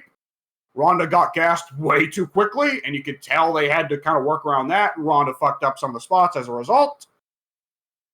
You can tell Charlotte goes, well, it's Mania, so clearly my shit needs to look real. So when she was chopping Ronda's chest, she chopped the ever-loving shit out of Ronda's chest. Oh, yeah. And you looked at it and it was like, you know, I can see why guys used to put Neosporin on their chest before wrestling Rick. Oh, yeah. Let's see. The other match that I can even remember Logan Paul and The Miz versus the Mysterios. Let's see. Dominic is still the shits. The father-son tag team match. Yeah. Miz is, as it turns out, a terrible parent. So, yeah, Dominic, still the shits. It was really sad that Logan Paul was wrestling his first match ever and was clearly much more competent than Dominic. Yeah. Like, I wish Logan Paul wasn't Logan Paul, because I was watching that match and I was like, God damn, for this to be his first match, Logan Paul's a fucking natural. Yeah. Like, not only do his moves look great, not only is he not getting gassed, but he knows to do the little touches to pull off being a heel. And I appreciate they recognize there's no way Logan Paul's going to be the fucking face in this match, so have him be a heel, you know? Yeah.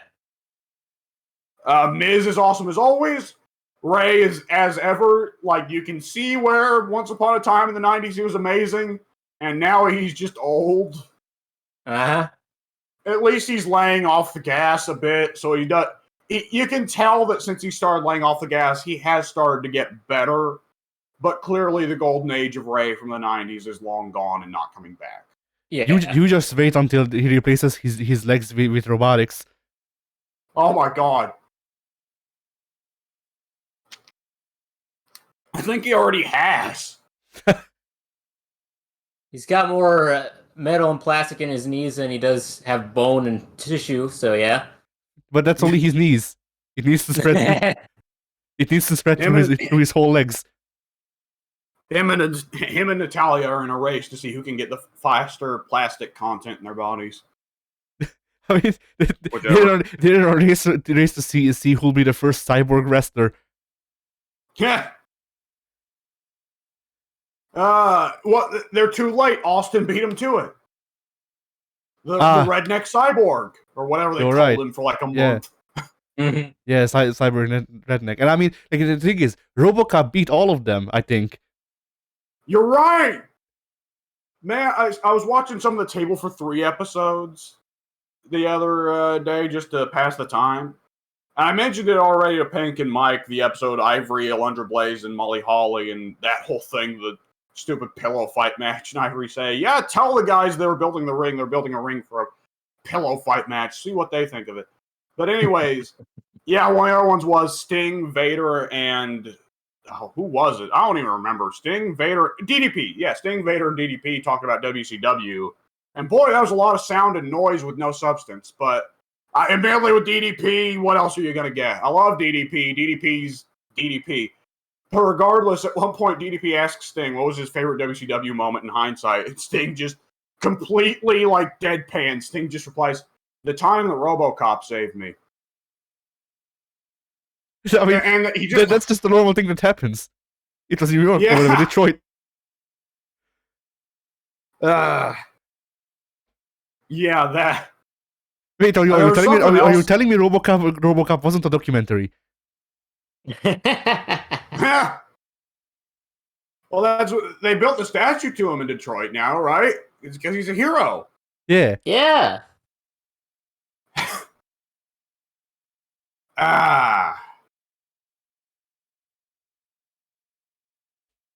What was I going to say? Right, yeah, I wanted to mention something else from those episodes that I just found amusing. For one thing, I do find it deeply amusing. WWE is now intent on pushing everyone out of the wrestling industry except themselves, including the shoot interviewers. Why So not? now they're doing their own shoot interviews, because fuck it. Yeah. I look forward to WWE hiring like Meltzer or someone to do Meltzer's job. If Bill Apter is still alive, they can get him maybe to do it. He wouldn't care. But I'm imagining WWE hiring people to do fucking What Culture's job. Like just do shitty like headcanon videos. This is what's gonna happen, guys. I swear, and it's wrong every time. Like they get notes from higher up to tell them what not to say, because that's actually what's going to happen.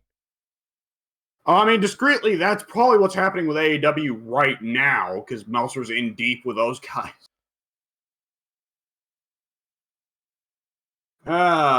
Anyways, yeah. I wanted to mention just real quick, it did crack me up. There was one on the table for 3 episodes is the cast of Daniel Bryan, Dolph Ziggler, and Ryback. And he eats potato chips through all of it. The entire time. He doesn't even say anything. It's a 30-minute episode, and he just keeps getting more bags of chips. He keeps like grabbing under the table and taking out more bags of Doritos. But they're also like supersized bags. The crunchier, the better. But they're also supersized bags, all of them. Like after a while, it seems like the bags are getting bigger, but I can't tell. And Daniel Bryan and Dolph Ziggler don't even acknowledge him, which is the weird part. Yeah. So that cast, I looked at that cast immediately and I was like, so you want to feed the marks a little bit, but not too much here. Or alternatively, you want Ryback to do an episode, but you don't want the marks to get too mad. Either which way, their excuse for why it was those 3 assembled is because, like, they're all famous Intercontinental Champions. Are they? I will concede they are all 3 guys who held the belt, but if that's qualifications, there's hundreds of dudes that should have been at this table. Ryback gonna need a only bigger won the belt fucking once, table. if I'm not, not mistaken. Ryback wasn't the freaking wasn't the most famous Intercontinental Champion in that team. Yeah. Ryback Like, only won it because Daniel Bryan had to retire again. Yeah.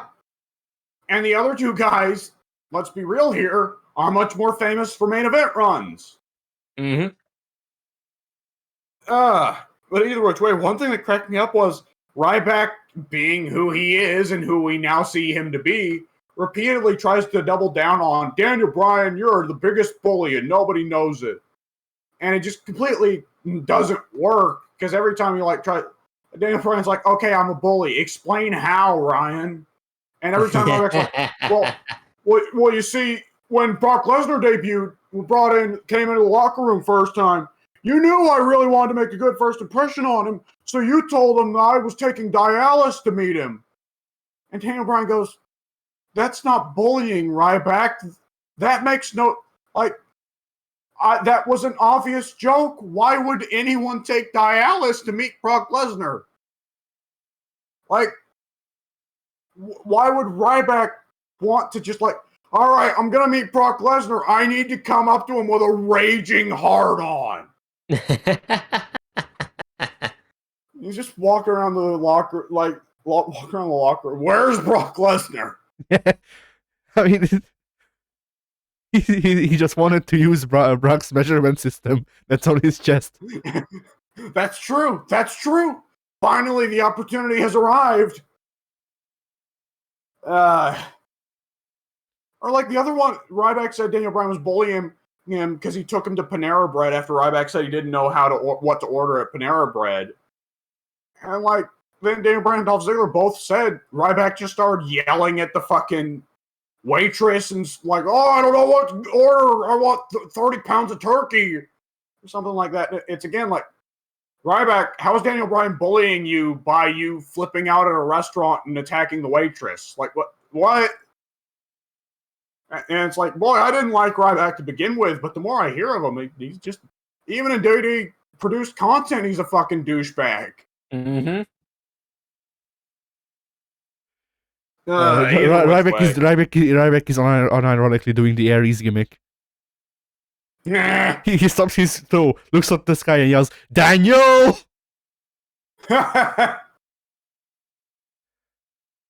Right.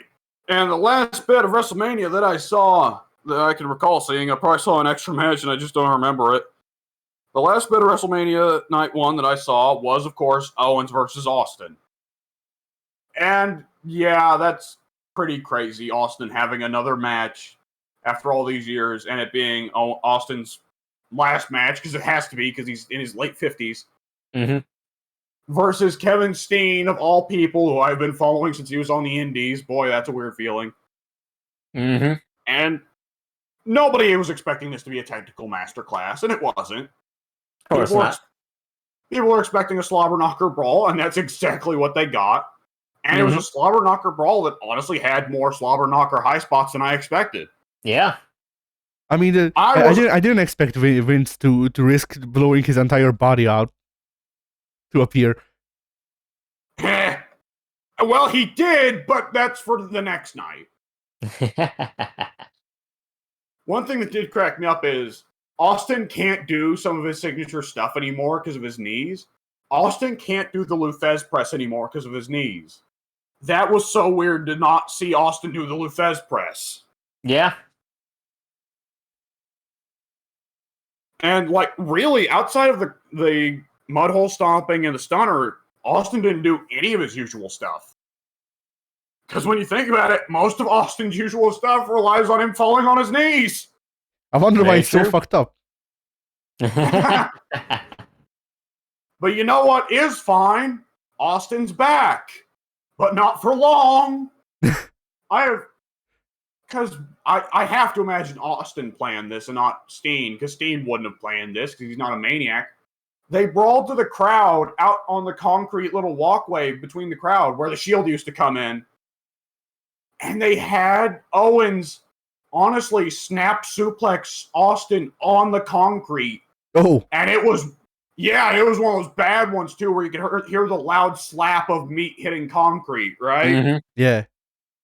And it's like, on one hand, that is irresponsible of the company. That's irresponsible of Austin with his body. On the other hand, you go, Austin, you put this young kid over, Yeah. Because I'm imagining Austin, like, standing real hard. Both of them standing real hard. And he just looks at Steen and goes, kill me, son. And then they do a spot with an inverted pile driver. My time has come. I must go now. My planet needs me. Yeah. Yeah, I was really honestly expecting Owens to get nothing in. I was expecting it to be a classic legend beats up the new guy match of just Austin beating the fuck out of him and then stunnering him. No, that is not what we got. And they brawl all over the arena. Yep. Like, have they ever actually gotten to do a spot with the quad bike before? Not that I can remember. It might have happened, but I don't remember it ever happening. Because the first time I've ever seen it, they actually did a spot with Austin's quad. Mm-hmm. And not the muscle, the vehicle. And Owens hops on, tries to steal it. Austin knocks him out, drives up the ramp with Owens on it still, takes him out, takes him to one edge of the stage, snap suplexes him on the stage. Again, ow. And Austin, you could tell Austin's a bit more old school, and he's a bit more like, well, we need to please all the live fans here. They paid money for their tickets. Whereas, most of today's crop nowadays are like, fuck the live fans. We're here for the TV cameras, right? Yeah. So Austin's like, it's not fair that one side of the stage crowd gets to see this. Drags Owens to the other side of the stage, and again, snap suplexes Owens on the stage. Mm-hmm. And one thing that cracked me up is the question with any stage spots is, how do you get back to the ring, right? Yeah. And I just loved that they had Austin, of course, jaw jacks Owens, and Owens sells it by not only falling on the ramp, but rolling down the ramp. Yep. Oh, stupid, but I loved it. And they get in the ring and Stunner. But wait, Owens stunners Austin. I was very pleased they let Owens stun Austin once. And I thought to myself, Owens is probably one of the only 3 dudes who ever got to stun Austin. Yeah. Yeah. Because it's him, Rock, and Vince probably, right? Are the only 3 guys that got to stun Stone Cold? Probably. And of course, after that, I don't remember exactly what spot led into Austin stunning Owens, but I remember it being, right, Owens goes to get a fucking chair to hit Austin, and they did one of my favorite spots that does not happen enough in wrestling. Owens goes to hit Austin with a chair. Austin ducks out of the way just in time. Owens hits the ropes with the chair as hard as possible. It bounces back, and Owens' chair shots himself in the head. Nice. And as he's stunned after that, Austin stunners him, and 1, 2, 3. And, outside of the stupidity of some of the other matches on the card, really, WrestleMania Night 1, yeah, that's just about, what you want out of a WrestleMania card. Yeah. You've got your Savage versus Steamboats, which are, of course, both of the women's matches. And you've got your Hogan versus Andre, which is, of course, Owens versus Austin. Charlotte and Rousey sucked. What are you talking about? No, well, excuse me. I didn't mean to say that they were as good as Savage versus Steamboat. You understand that I'm using an example of, this is the match that is less star power and more have them go out and put on a match, right? Yeah. Which, at the end of the day, I didn't think that match sucked. I didn't think it was bad, but I thought, wow, that happened. It was certainly a match. But you know now. Well, Yeah, go ahead. I just want to say, it right. did seem to be clearly Ronda's problem, because Charlotte hit all of her moves just fine, and I swear to God, that's the only time I've ever seen Charlotte do the figure 8 in a way where it looks like it actually could possibly hurt more than the figure 4. Mm-hmm. Because most of the time when Charlotte does the figure 8, it's like, wow, that's just the figure 4. It's not any more impressive. Yeah. But that time she actually did it properly, and it actually looked like it might have applied more tension than a regular figure 4 would. And, of course, the thing, anytime the figure 4 gets locked in, without fail, whoever I'm watching wrestling with will point out that would not hurt. And, yeah, I think we all accept and love the figure 4 by now, because it's so associated with Rick and the glory days, and now Charlotte and her glory days. Mm-hmm. But there are some submission holds that are easy to fake and look brutal. And then there's moves like the cross arm breaker or the figure 4 where it's like, yeah, that looks like shit. Mm-hmm. Yeah. A lot of like submissions are like that though. Like the Indian Deathlock doesn't look really visceral, I like the Indian Deathlock, or at least the squatting version. The thing with the wait, am I mixing it up? Is the the Indian Deathlock not the one that Triple H used to do where he puts tension on their knees with his legs? there's the Indian Deathlock. Yeah, Hunter did the Indian Deathlock. I know that. But then it's easy to get confused because Finlay did like a different version of it, and there's like a couple other versions of the Indian Deathlock. Mm-hmm. That does remind me, though, actually. Yeah. Go ahead. I forgot to mention Cody versus Seth was on that night. And yes, it was. That match, honestly, like, I'm a Cody mark. I am. Fair warning for everyone. But my God, the pop for Cody, it honestly kind of did seem like it was both a good show match, but also a good technical match, right? A good absolutely quality match that was also entertainment, right? Mm-hmm. Yeah, fucking fantastic match. Seth is amazing. Seth is probably one of the best workers in the company. I'm still a huge Cody mark. That has not changed. Mm-hmm. Delightful exchanges with them both. Like, I love that they were like, both of these dudes have like 5 finishers. What if they keep trying to hit alternate finishes on each other, just testing out which ones will work and which ones won't? Yeah. That was a good idea. I like that. Yeah. And of course, the ending was great. Crossroads. Okay, one more for good measure. Actually, you know what? Pick him up, bionic elbow him, then crossroads him again, just to be certain. Yeah. Just to make sure he stays down. Yeah, that's a good moment. Like, you can't do too much of that because like it takes up so much time to do it. Mm-hmm. But after a fucking 20-minute long match of Seth just keeping on like the fucking Duracell bunny or whatever. I don't remember. Electrolyzer bunny? I don't care. I don't know. It was Duracell. Wasn't it? Who gives a shit? Whatever, fuck it. Just both. Rabbit. Who cares? Anyways. I hope some Energizer marketing executive is out there somewhere. Like, I have failed in life. Yeah. I like that. You can't do that spot too often because it can get tired quickly, but when it's done rarely, it's really fun. And of course, Cody doing the bionic elbow is fun. That was a fucking fantastic match. But the thing I wanted to mention real quick was that I did remember Cody at one point puts in the key lock. And I was like, holy shit, that's a hold you don't see often enough.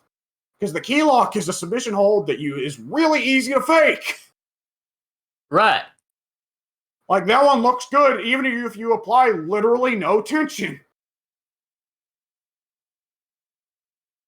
Yeah, but anyways, yeah, WrestleMania. WrestleMania, whichever. Yeah. You know, I do wonder though, now that the old legends from the 90s are also like growing too old to do stuff anymore. Who the fuck are they gonna call up from the 2000s? The Boogeyman? Boogeyman. He was old in the 2000s. I don't know if that'd work. He was 40, yeah. Yeah. 40. 30. 40.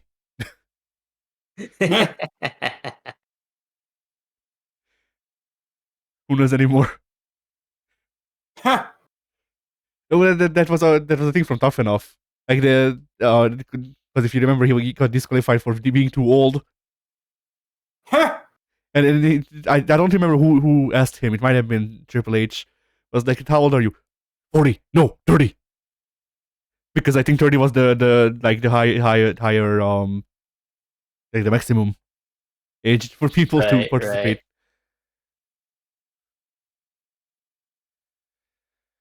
But yeah, like I do wonder who they're gonna call up from the 2000s, because like they can't, like, a lot of those people are either still actively wrestling somewhere else, or dead, or no names. So like, good job fucking calling in Eddie Guerrero to do a couple of legend spots. Yeah, not possible. The trouble is that a lot of the legends of the 2000s are still wrestling now. Randy, like, here's the thing, right? A lot of the legends of the Golden Age didn't retire. They just went off to WCW. Yeah. Right? So it felt like, you know, Macho Man had been away forever, or what have you. Macho Man never came back, but someone like Macho Man had been away forever. Yeah, but that's because he spent so long with WCW. Yeah. And in the 2000s, you know, you've got guys like Shelton Benjamin, Randy Orton, all those OVW guys. You know, Batista's retired at this point, but, you know, Cena as well. They've been with WWE since like the early 2000s, and they're still with WWE through the 2010s, now the 2020s, and they're still going, Yeah, or they're like cases like the Hardys where like Jeff may not sober up, and Matt does not want to work on the WWE, so. Mm-hmm.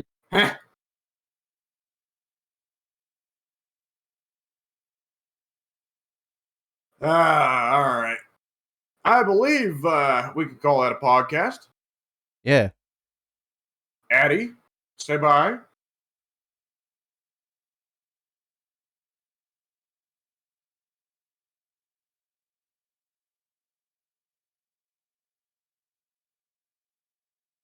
Okay, I gotta take the dog out. So talk to you all later. Yeah, but Pink, you say bye.